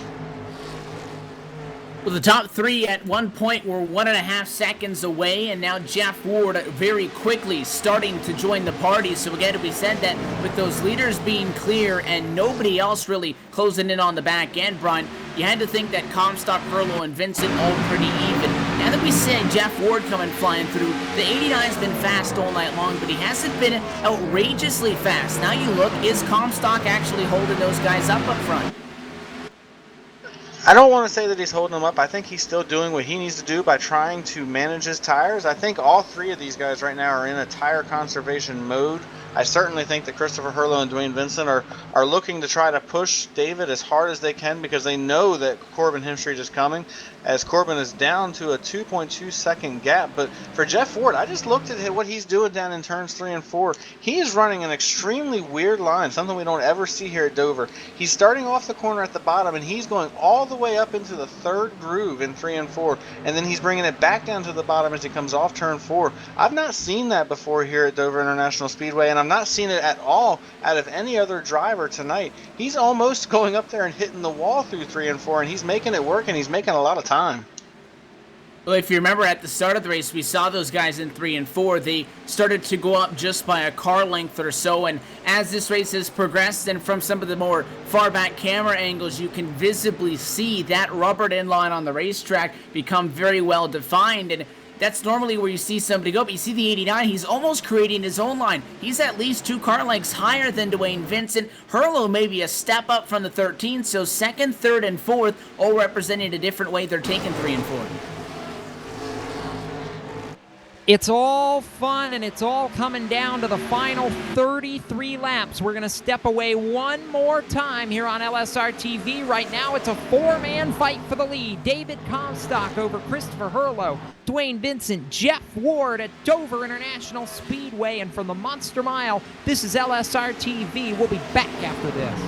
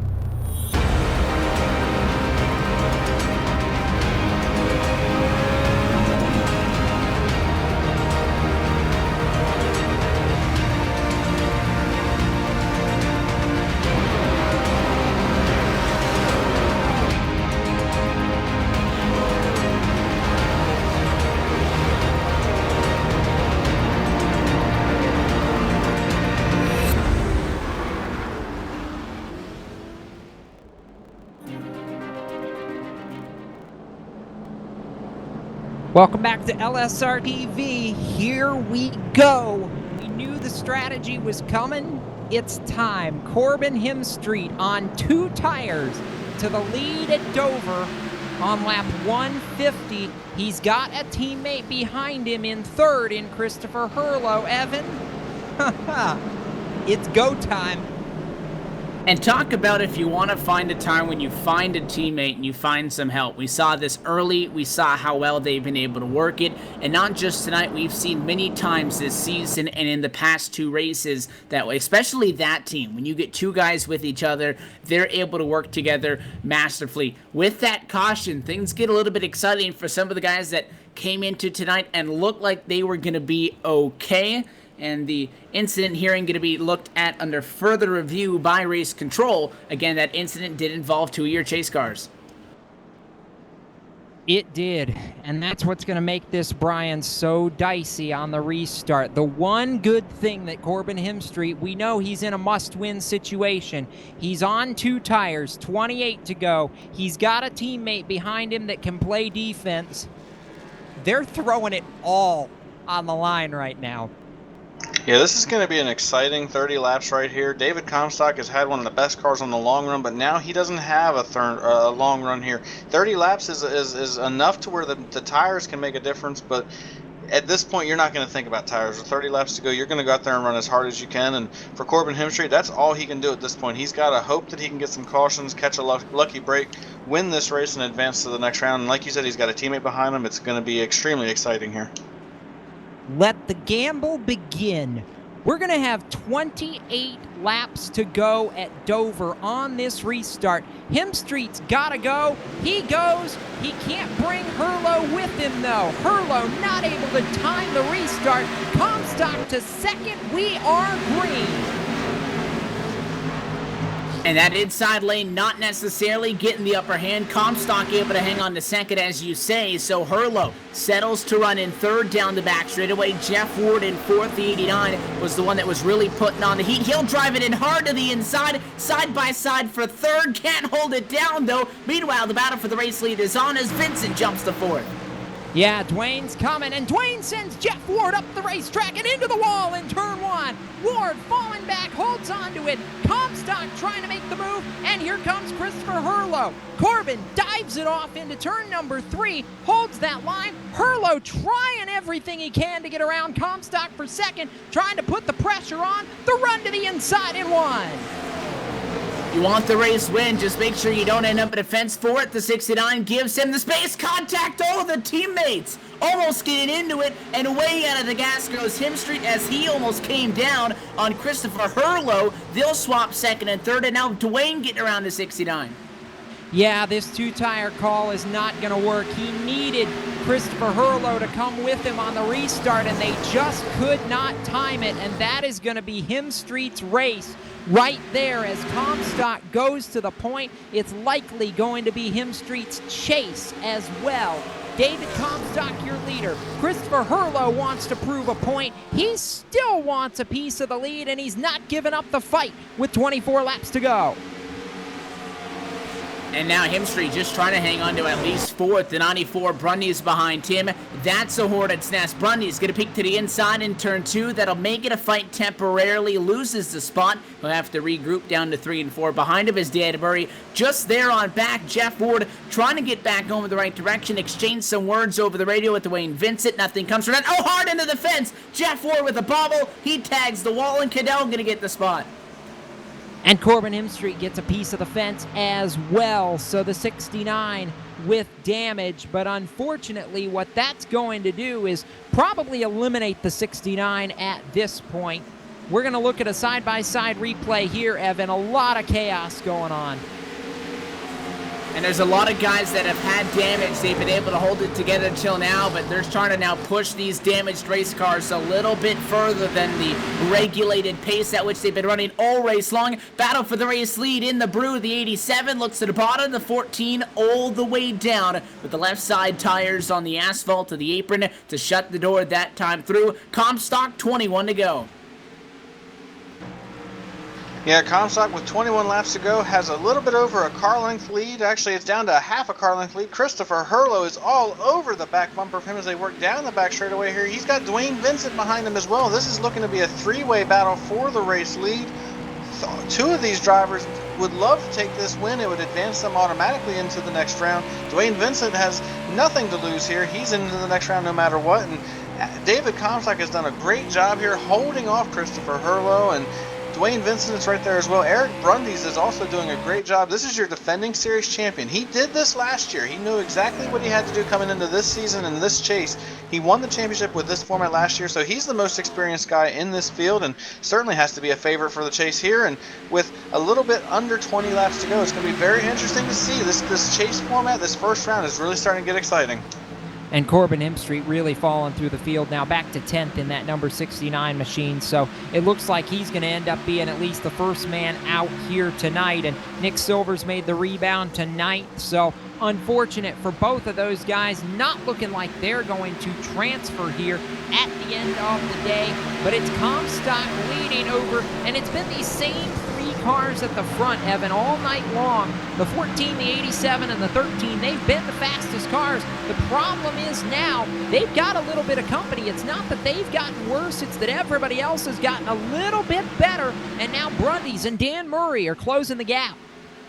Yeah, and Eric Brundys started in 4th, but really he's peaky right now. He has not been running this good all night long. We've seen him inside the top 10, but not really running in 4th all night. Dan Murray, a huge improvement. 22 spots up from the start of the race to 5th spot. He, kind of like Comstock and Dwayne, started outside the top 20, but with the 14 to 13, they got up there, they got the track position early. Dan's had the rough and fight for it. He's got a little bit of a beaten and torn up race car. He needs to get around that 94 of Brundys, but again, as he fights for 4th, everybody closing in on that 3-car battle for the race lead. If you're Christopher Hurlow, I know you want to win the race, but you're in front of everybody that you got to be in front of right now. He just wants to see the checkered flag. He's 15 laps away from it. He is, and it would be a series-leading 5th win of the season for David Comstock if he could pull it off. Brian, I mean, last season it was Brundys that was just taking it to him week after week after week, but when David Comstock came in last season, the second chase race at Loudon, and won it in his first segment in the series, Evan and I agreed that night that if he came back and ran the full season in 2015, he would be a favorite for the championship because of how clean he drove and the sheer speed that he brought to that car into this league. Sure enough, what a job that he's done this season. It's been truly remarkable, in my opinion, he's accomplished in so short a time this season. I mean, he's got almost, if he wins tonight, he'll have 2 more wins than any other driver in the series this season and 3 more wins than any chaser. You know what? And that is David Comstock to a T. I've raced with David for a lot of years, and that's just the man he is. He's a clean racer. He's a quiet racer. He's got a lot of speed, but he doesn't talk about it. He doesn't act like it. He's just very down to earth, and he comes out here, he does his thing. He doesn't post a lot of fast laps in practice. He typically just goes out there and works on long green flag runs. I was a teammate with him here in this series at the beginning of the season. He never worried about hot lap speed. He could be 25th on the speed charts, and he didn't care. It didn't bother him. He would go out there and just work on long runs. He'd do qualifying the last 10 minutes. Actually, right now, he's got a challenge for the lead. Christopher Hurlow has looked to the inside. He's got the run. He almost makes contact as they come off turn 4. Actually makes a little bit of contact and is actually going to be able to hang on to it. David Comstock with an impressive drive off turn 4. With a little bit of contact, he's able to hang on to the race lead, but Christopher Hurlow has put the pressure on here in the last 2 or 3 laps. Has he ever? And the problem is now it's a 6-car freight train for the lead and the win here at Dover. 10 laps to go when they cross the start-finish line, and Christopher Hurlow wants to prove a point. He doesn't just want to advance to the next round. He wants to win and advance. It's a big night, and he is roughing up the rear deck lid of the 14. I think he may have rubbed him into the wall. They battle for the lead in turn 3. Oh, he's going to get it after he'll turn him. And Comstock going to go around. Dwayne Vincent gets a piece of it. and it was 2 taps to the back bumper, Jacob, a few laps in a row. That time, though, instead of hitting him squared on that Chevy symbol, he got him in the left rear. It took that 14 out. Comstock did a good job of making it a lot better than what it could have been. Dwayne gets into him. Thankfully, a lot of people get out of the way. That could be bad news, though, for Christopher Herlo with 18 drivers left on the lead lap if he's given that caution flag cause. Are you kidding me right now? Brian, we thought it couldn't get any more intense, and now this with 9 laps to go. Yeah, that was the racing at its hardest right there. I mean, you saw 2 guys that wanted to win desperately. Christopher Herlo wanted to win just to prove a point. He won that win got that win at Darlington on strategy on 2 tires, and he certainly wanted to go up there and try to win this race by being just the fastest guy out here. Definitely have to believe that's what he was doing there. And Justin Rosenau, this has changed the entire picture of the chase grid here. I'm going to throw it down to you so you can update us on the points situation here. Points implications just got huge, and I cannot stress this enough, folks. The 87 of Christopher Herlo just did take the claim for the caution, so he will be given the end of the longest line.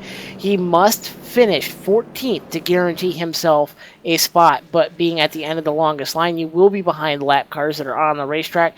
He must pass somewhere in the neighborhood of 7 to 8 cars on the racetrack before we get to the checker flag to get up to that 14th spot to guarantee himself a spot in the next round, provided Nick Silver does not win the race. And guys, Silver right now in 7th, I can guarantee you that 25. He needs a couple more spots. He's hoping we see what we've seen a couple of times tonight, and that is that outside lane not getting a good restart. You know Silver's going to be on it for Brian. This is what I mentioned about 10 laps ago. As Herlo and them came to take 15 laps to go, I said, Herlo, you want to get the race win, but right now you're good. You want to see the checkered flag. Dwayne Vincent going to come down pit lane from 2nd. He already has a win. This is not going to implicate him at all. But for Herlo, again, you were in a spot where you were good. You were fine with 2nd. A 2nd place gets you the ticket. You get a little bit greedy. You want a little bit more. You get into somebody, and now you're no longer sitting pretty. No, but the problem here is, Evan, he was faster than the 14. I think that, honestly, at the end of that run, Comstock was holding him up a little bit. He wanted to go, and it was just a case of, maybe Comstock checks up a little bit more than Christopher thought he was going to going into that corner. Maybe Herlo sends it in a little bit deeper to try and get a run. From my standpoint, at the end of the day, that's a racing deal all day, and I know that they have to assign the penalty, but that's one of those where you just hate to see it because that is just hard racing in my book. I mean, and they were racing closer than they were into turn 3 for a lot of the night, but if I was Christopher Herlo, I would have been nowhere near the back bumper of the race leader. You're in a situation where the guy in front of you checks up a little bit, you get into the back of him, you can't just get on the brake because you're going to get hit from behind. It could be a lot worse. But again, he did start to get visibly more physical with it those last 3 laps. It wasn't like he was still sitting a car length off. He hit him 2 times before that. All right, Brian, so now what? You're the defending series champion. You were running 4th, and all of a sudden you got a shot to repeat at Dover. Yeah, I mean, for Eric Brundage, this just kind of fell right into his lap here with 5 laps to go when they go back green. I mean, you go out here, you get a good restart, and he's clearly had one of the better cars all weekend long, so he could certainly go up there and win this race. I definitely think he's in the catbird seat here, and he's going to advance into the next round. And once again, like I said earlier, he was the man that won the championship last year, the first guy with this new format. He has definitely got the experience to win the championship under this format, and he's doing what he needs to do. So I like Eric Brundage. Getting ready to come back to green. Herlo in a dicey spot. He has a very tenuous hold on that 12th and final transfer spot. And we know a few of those guys at the back of the lead lap, he is faster than. So it is likely that we will be okay. Jason Lester coming over the radio saying he is slow and going to give Herlo the lane on this restart. But it's the defending champion, Eric Brundage. Who would have thought He is diving for the lead as we work off turn 4. He's gone by 5 car lengths over Dan Murray. Brundys with a point to prove leads the way to turn 1.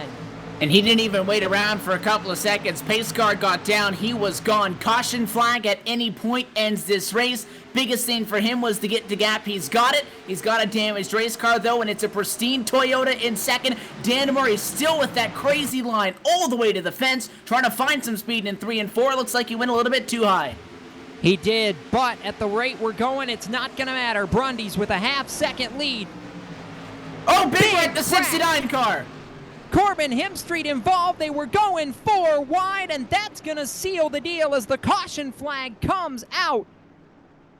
They were all in the middle of it, and this is going to make the chase standings very jumbled at the checkered flag, but as they come around to 3 to go under caution, it's going to be the second win of the season and a second consecutive win at Dover for the driver of the White Castle Ford Fusion, Eric Brundys, making a statement. He is back to defend this championship. And Nick Silver picking up 2 spots will go to 5th with that accident in front of him. Herlo goes to 17th. That should give him 2 spots to the good of track position.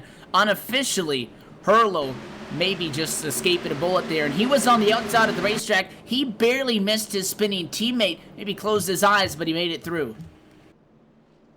Dicey, dicey, dicey, and we will look to catch up with Herlo as soon as the checkered flag flies here. We, of course, will get a word with our race winner, Eric Brundys, but we will also do our best to get a word with Christopher Herlo and David Comstock, who were the late race leaders before that caution with 9 laps to go when they got together. That's what we're looking at for our LSRTV post-race show. Brundys double popsicle sticks, Brian Macklin. 2 laps to go. You've run against him. He's a very, very methodical. He has really plotted out a lot of this season. He knew he was going to get a good run at Richmond to lock himself into the chase grid. But now, tonight, this is a statement. This is a statement saying we're going to be in position and we're not ready to concede this championship at all. Yep. Eric Brundys did exactly what you've got to do in the chase. You've got to step your game up, and you've got to show why you are the defending series champion. He did it last year. He was the man last year. He won a lot of races. He won the championship, and he proved last year why he could do it. This year, he's backing it up. He won that race at Richmond, like you said. He locked himself into the chase. Now, this was the statement race. He came out here. He didn't necessarily have the best car all night. He rode in the top 5, but he is doing what he has to do under the format we have. You don't have to win every race. You don't have to be the best finisher in every race anymore. When we had the chase format before, where it was the most points out of 10 races once the chase began, you could do that. Now you just have to advance through each round and then be the best finisher at Homestead, and I think Eric Brundys is proving tonight that he can do it. He stayed out of trouble all night long, he avoided the wrecks, and he put himself in a position to win the race. And then when we had the issue between Herlo and Comstock there a few laps ago, he was in the catbird seat. He came out as a race leader, so he definitely did his job, and he's going to come in with a win. Yeah, he is, and I want to give a call to a few guys just outside the top 10. Mitch Rollo rebounded from early race damage, got back on the lead lap, finished 12th. Steve Gottschalk, the Nerfinator, coming home 9th. Solid run for him. Rhett McBride, 6th after a tough start to his season, missing the chase this year. But the story is the defending champion, who will pick up his 2nd win of the season, 8th win of his career, and it's been really a stunning one tonight. He wasn't the fastest car, but he was in position to take advantage of brakes when they counted. And as we work through turns 3 and 4 for the final time, the stamp of approval to not only to the next round, but to a run at this championship is on tonight's race at Dover. Eric Brundys is going to work to the caution and checkered flags, and he will win the Monster Mile 180 here at Dover. Becomes the 3rd chaser to win and advance. His title hopes are real now. Brundys taking home the win over Dan Murray, Thomas George, Jeff Ward, Nick Silver. 5th is not enough. unofficially 3 points the difference. Christopher Hurlow grabs the 12th and final chase transfer spot. Nick Silver, Corbin Hemstreet, Nick Cohan, and Brennan Mercer, the 4 drivers eliminated tonight. But for the champ, he'll do some donuts on the front. He's gotten to celebrate since the spring at Richmond. Well, he's a winner tonight, and Brundy's going to talk with us after this. He wins at Dover. You're watching LSR TV, the voice of sim racing.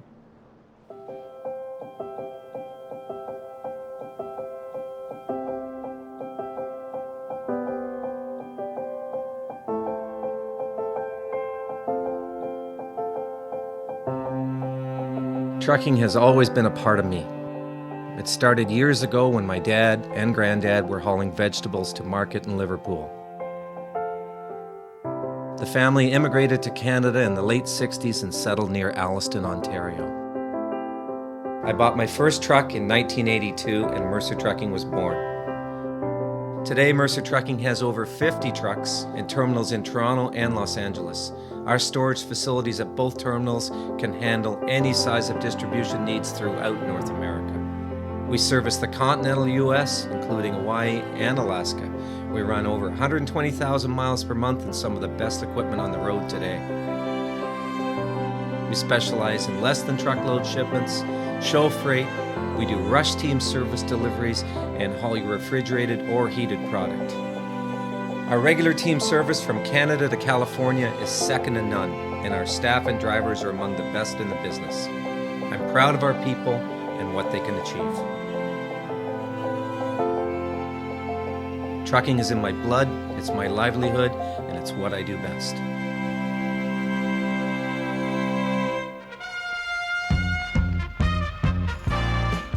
While lions are notorious for their voracious appetites, they spend a great deal of time feeding other creatures. In fact, lions will take great care to ensure there's plenty to go around. As you can see, they keep giving with utter ferocity. Bravo, lions, and bon appetit. Do good, be a lion.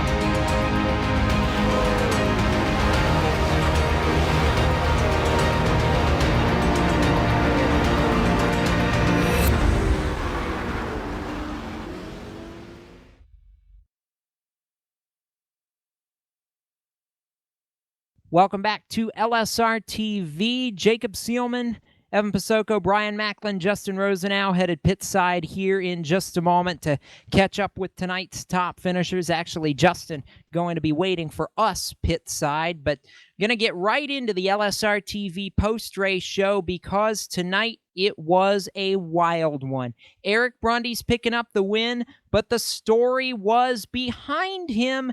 Justin Rosenau, you, sir, are pit side with the driver who got into the leader just a little bit with 9 to go. They touch. Comstock goes spinning, and Christopher Hurlow looked like he was going to have a win, but in the end, it wasn't meant to be. The good news is 3 points to the good at the checkered flag. He's the 12th and final seed to advance.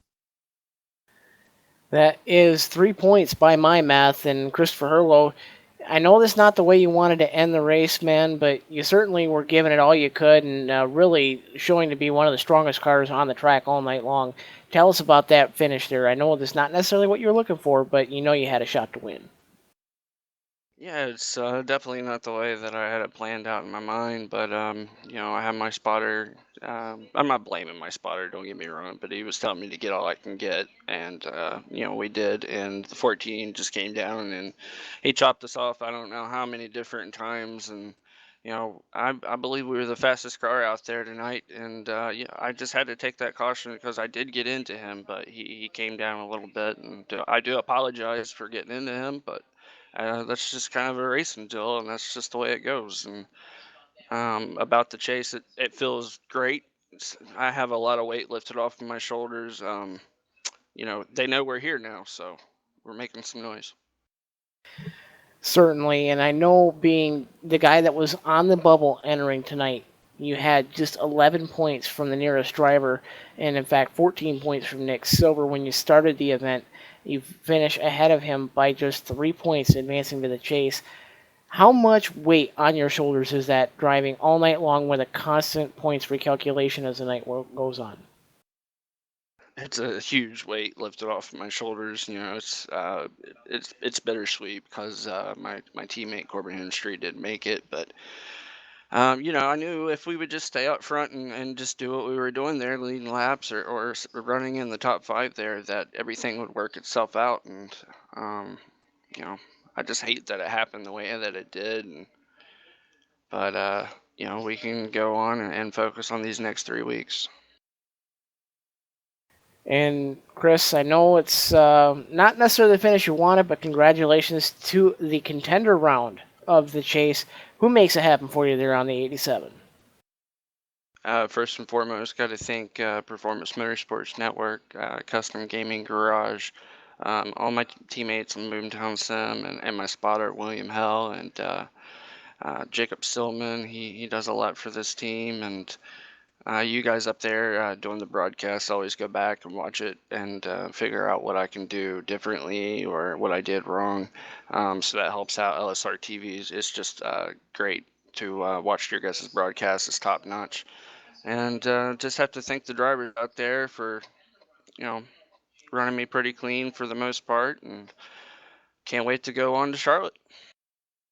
That's the driver who finished 17th, is 12th in the points, the final advancer into the contender round of the chase for the Full Throttle Cup Series Championship, driving the CustomGamingGarage.com Chevrolet with Race Chaser Online. That's Chris Hurlow. And up pit road now to the driver who was turned around by the 87. That's going to be the 14 of David Comstock. You got Las Vegas, Nevada's Evan Pasoko alongside of him.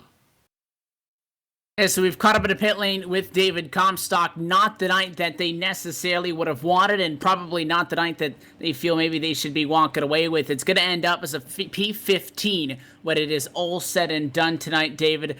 Up front there, late in the race, you had about 5 guys on the back of you there. The top 6 cars at one point there going into those final 10 laps within 7/10 of a second of each other. You head off into 3, you get turned from behind. What happened from behind the wheel? I just went in the corner and saw he was inside of me. Spotter told me he was inside of me going in the corner, so I ran up toward the middle, upper half of the track to allow him his position on the bottom where he should have been. And we were going through the corner, and I think I broke something. I think it was traction.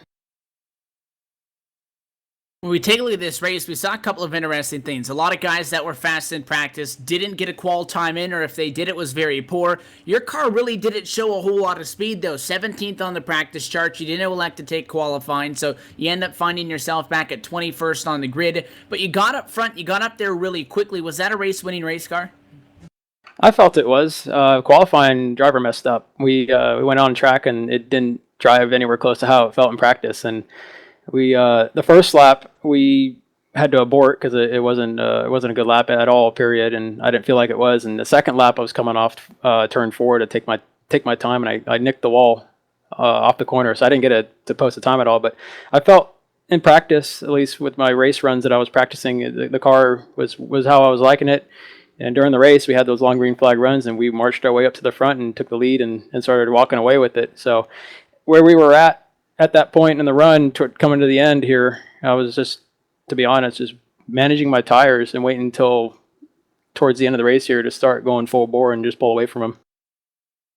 What was that this time 1 year ago where we saw you having a chase-like run, but again, not part of the chase last season. We knew that if you were going to be competing full-time in 2015, you'd be a force to be reckoned with. And you guys, the good news is very strong runs in the opening 2 rounds of this chase. So a 32, and then with Brendan not making a start, a 35-point gap above the cut line into tonight. That late race incident not going to really hinder you all that much. You're going to advance into the round of 12, which begins again just in 1 week's time. Thoughts on making it through the first cut of eliminations? Well, I'm glad we were able to make it. Would have been a shame if we didn't make it based off of how this race ended up, because I know going in we had a pretty good lead. I know we were going to finish somewhere toward the back half of the field, so it was a bit concerning because I didn't quite know how the points were going to play out here. How we finished, I don't know how many chase guys were up to the front, and if they were going to overlap me at all and put me out, but. We'll take it and roll on to the next segment. And our goal is to go try to win Charlotte or Kansas, because Talladega is the elimination cutoff point for this round. So we want to go into Talladega and not be too stressed out. We want to go have fun there. You guys had a good gap here into tonight's race. You hope to do the same as you embark on your next set of 3 races. The ultimate goal in mind, still 7 down the road, but you got to take it round by round, David. Again, not the finish you guys wanted, but you had a very fast race car. Who do you want to thank for that? I'd like to thank Garry Mercer Trucking and Moss Energy. Unfortunately, Brendan was ill tonight and couldn't race, so we hope he gets better. And breast cancer awareness this month, so we're supporting it with Pink Moss Energy Rehab Pink Lemonade color is going on for the month here, so looking forward to support that cause for the month. And I'd like to thank my team, Timmy Hill Motorsports over here, and EJ and Brennan for supporting me, running alongside of me every single week and helping me out. And my main team over at Aftermath Motorsports, all those guys allow me to come over here and run this deal. And Real Sim Racing for putting on the league for us to come to every single week. And thank you guys for broadcasting every single week. And JD Laird for painting my cars as well every single week. We want to thank you for sticking around and chatting again, David. I know not the finish you wanted, nor the finish probably deserved, but a very strong car. Good things looking forward. 3 down, 7 to go. We wish you the best of luck. We'll see you next week for the start of the round of 12. Thank you, guys. We'll see you next week. So with that, David Comstock comes home 15th tonight. That's enough to punch his ticket. He'll join about 11 other drivers, guys, as we go into the Contender 12. He will, and now we move to Gatorade Victory Lane, where the reigning series champion proves the drive to repeat is very much alive. Eric Brundys climbs out of the White Castle Ford Fusion, a winner, maybe a surprise winner. But how about this, my friend? I mean, 9 laps to go. You're sitting back maybe 4th, and I think you're just having fun watching the show, hoping for something like what happened to happen, and all of a sudden, the top 3 all get together, and you're leading this race. What's going through your mind at that point? Oh, man, I even after we took the lead there with at the end, the front end was so tore up, I thought for sure they'd get me real quick on the restart. But I think the 5 pushed up a little bit to the wall, and we were able to pull away a little, and it held up. I still don't think it would have if it finished under green, but caught a lucky yellow there, and just awesome. To have one.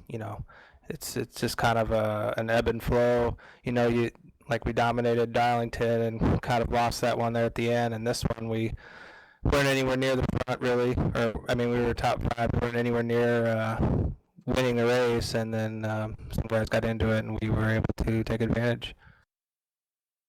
You take advantage, you win this race. It's your first win since the spring race at Richmond, and I think this is a statement win, because as hard as this is for me to say, I think there were some of us that maybe doubted whether you could go all the way to the championship round at Homestead like you did a year ago, just because you hadn't quite been able to show the dominance to win like you had last year. Does this win erase some of the people that look at you and say, well, that they haven't quite been on their game? I mean, I feel like you guys made a big statement with being able to pull this result out, and not just points racing your way into the next round, but punching your ticket with a victory.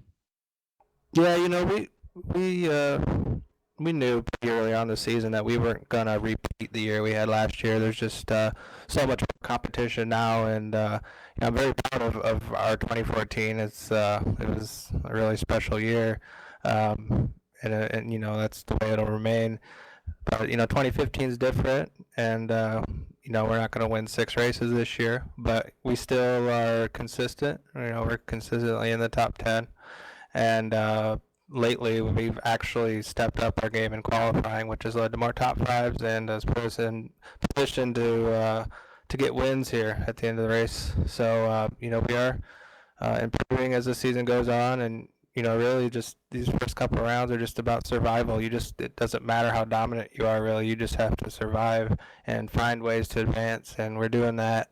And as long as we have our best race of the year at Homestead, then all we have to do is worry about advancing. And I'm feeling pretty good about that right now. We'll go on to Charlotte. Hopefully we can have a good run there. I think we won that race last year, so.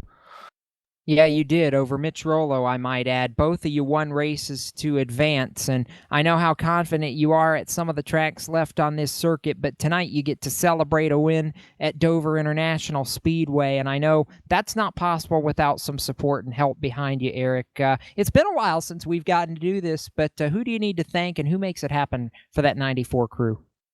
I'd like to start off thanking John Abbott, who's, he's been... stood by me, these last couple of years, and it all started last year in January in 2014 when he asked me to drive for him, and I've been here ever since. And he's just he's always been there for us. So I just like to thank him, and I like to thank my spotter Joey English. You guys should really get him up here for an interview. I think he has a lot to say. But I just want to thank him, and for he's a wonderful spotter. Like him much better than the default spotter. So I want to thank him, and want to thank my girlfriend Lonnie for watching, and you guys for an awesome broadcast. I know we all appreciate it.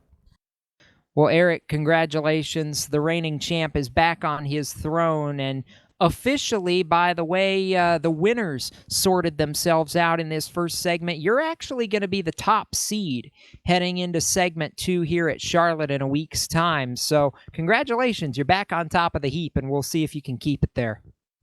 Yeah, I'll give it my best. Thanks, Jacob. That's it from down here on the Gatorade Victory Lane platform. And now I want to throw it upstairs back to you guys. Evan, Brian, we're closing in on the finish. Let's take a look at the Ford Performance final results tonight.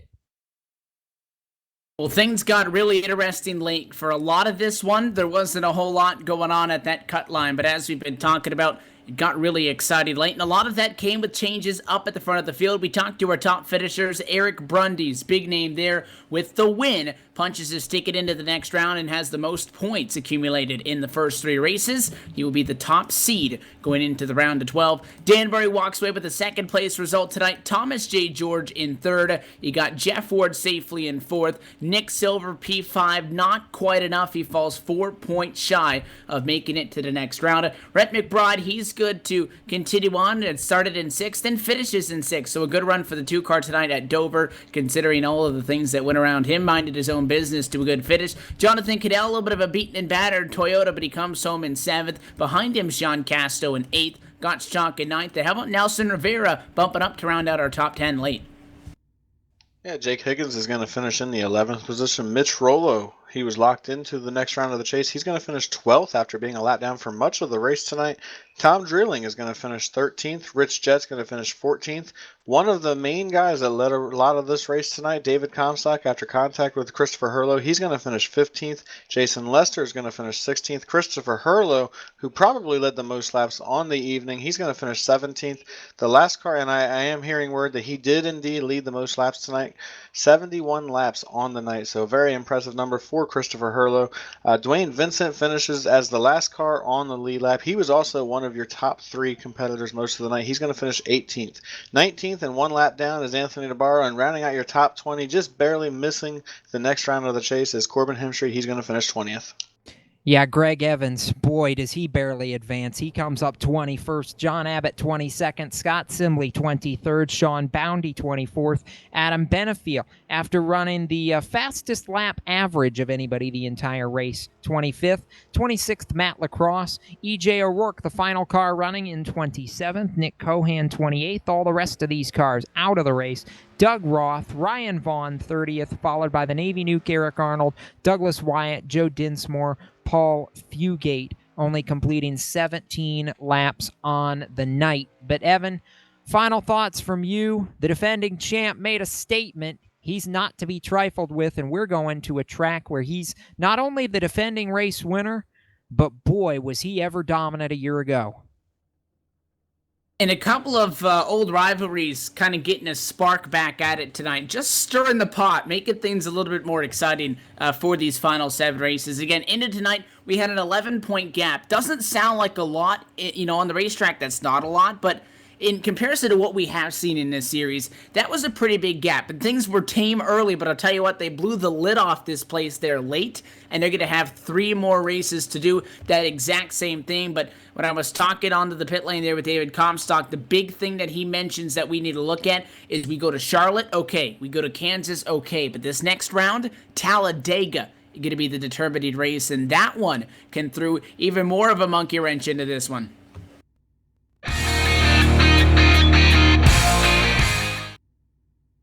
So the next 3-race round, that's the contender round, the round of 12, which kicks off 1 week from tonight, Monday night, October 12th, 9:30 p.m. Eastern, right back. RSRTV will be in NASCAR's backyard. Until then, for Evan Pasoko, Justin Rosenau, Brian Macklin, and our executive producer, Laura Lawson, I'm Jacob Seelman, reminding all you race fans out there, keep it off the wall until we meet again. We'll see you next time at the racetrack. For all of us at LSR TV, good night from the Monster Mile. Congratulations to race winner Eric Brundies.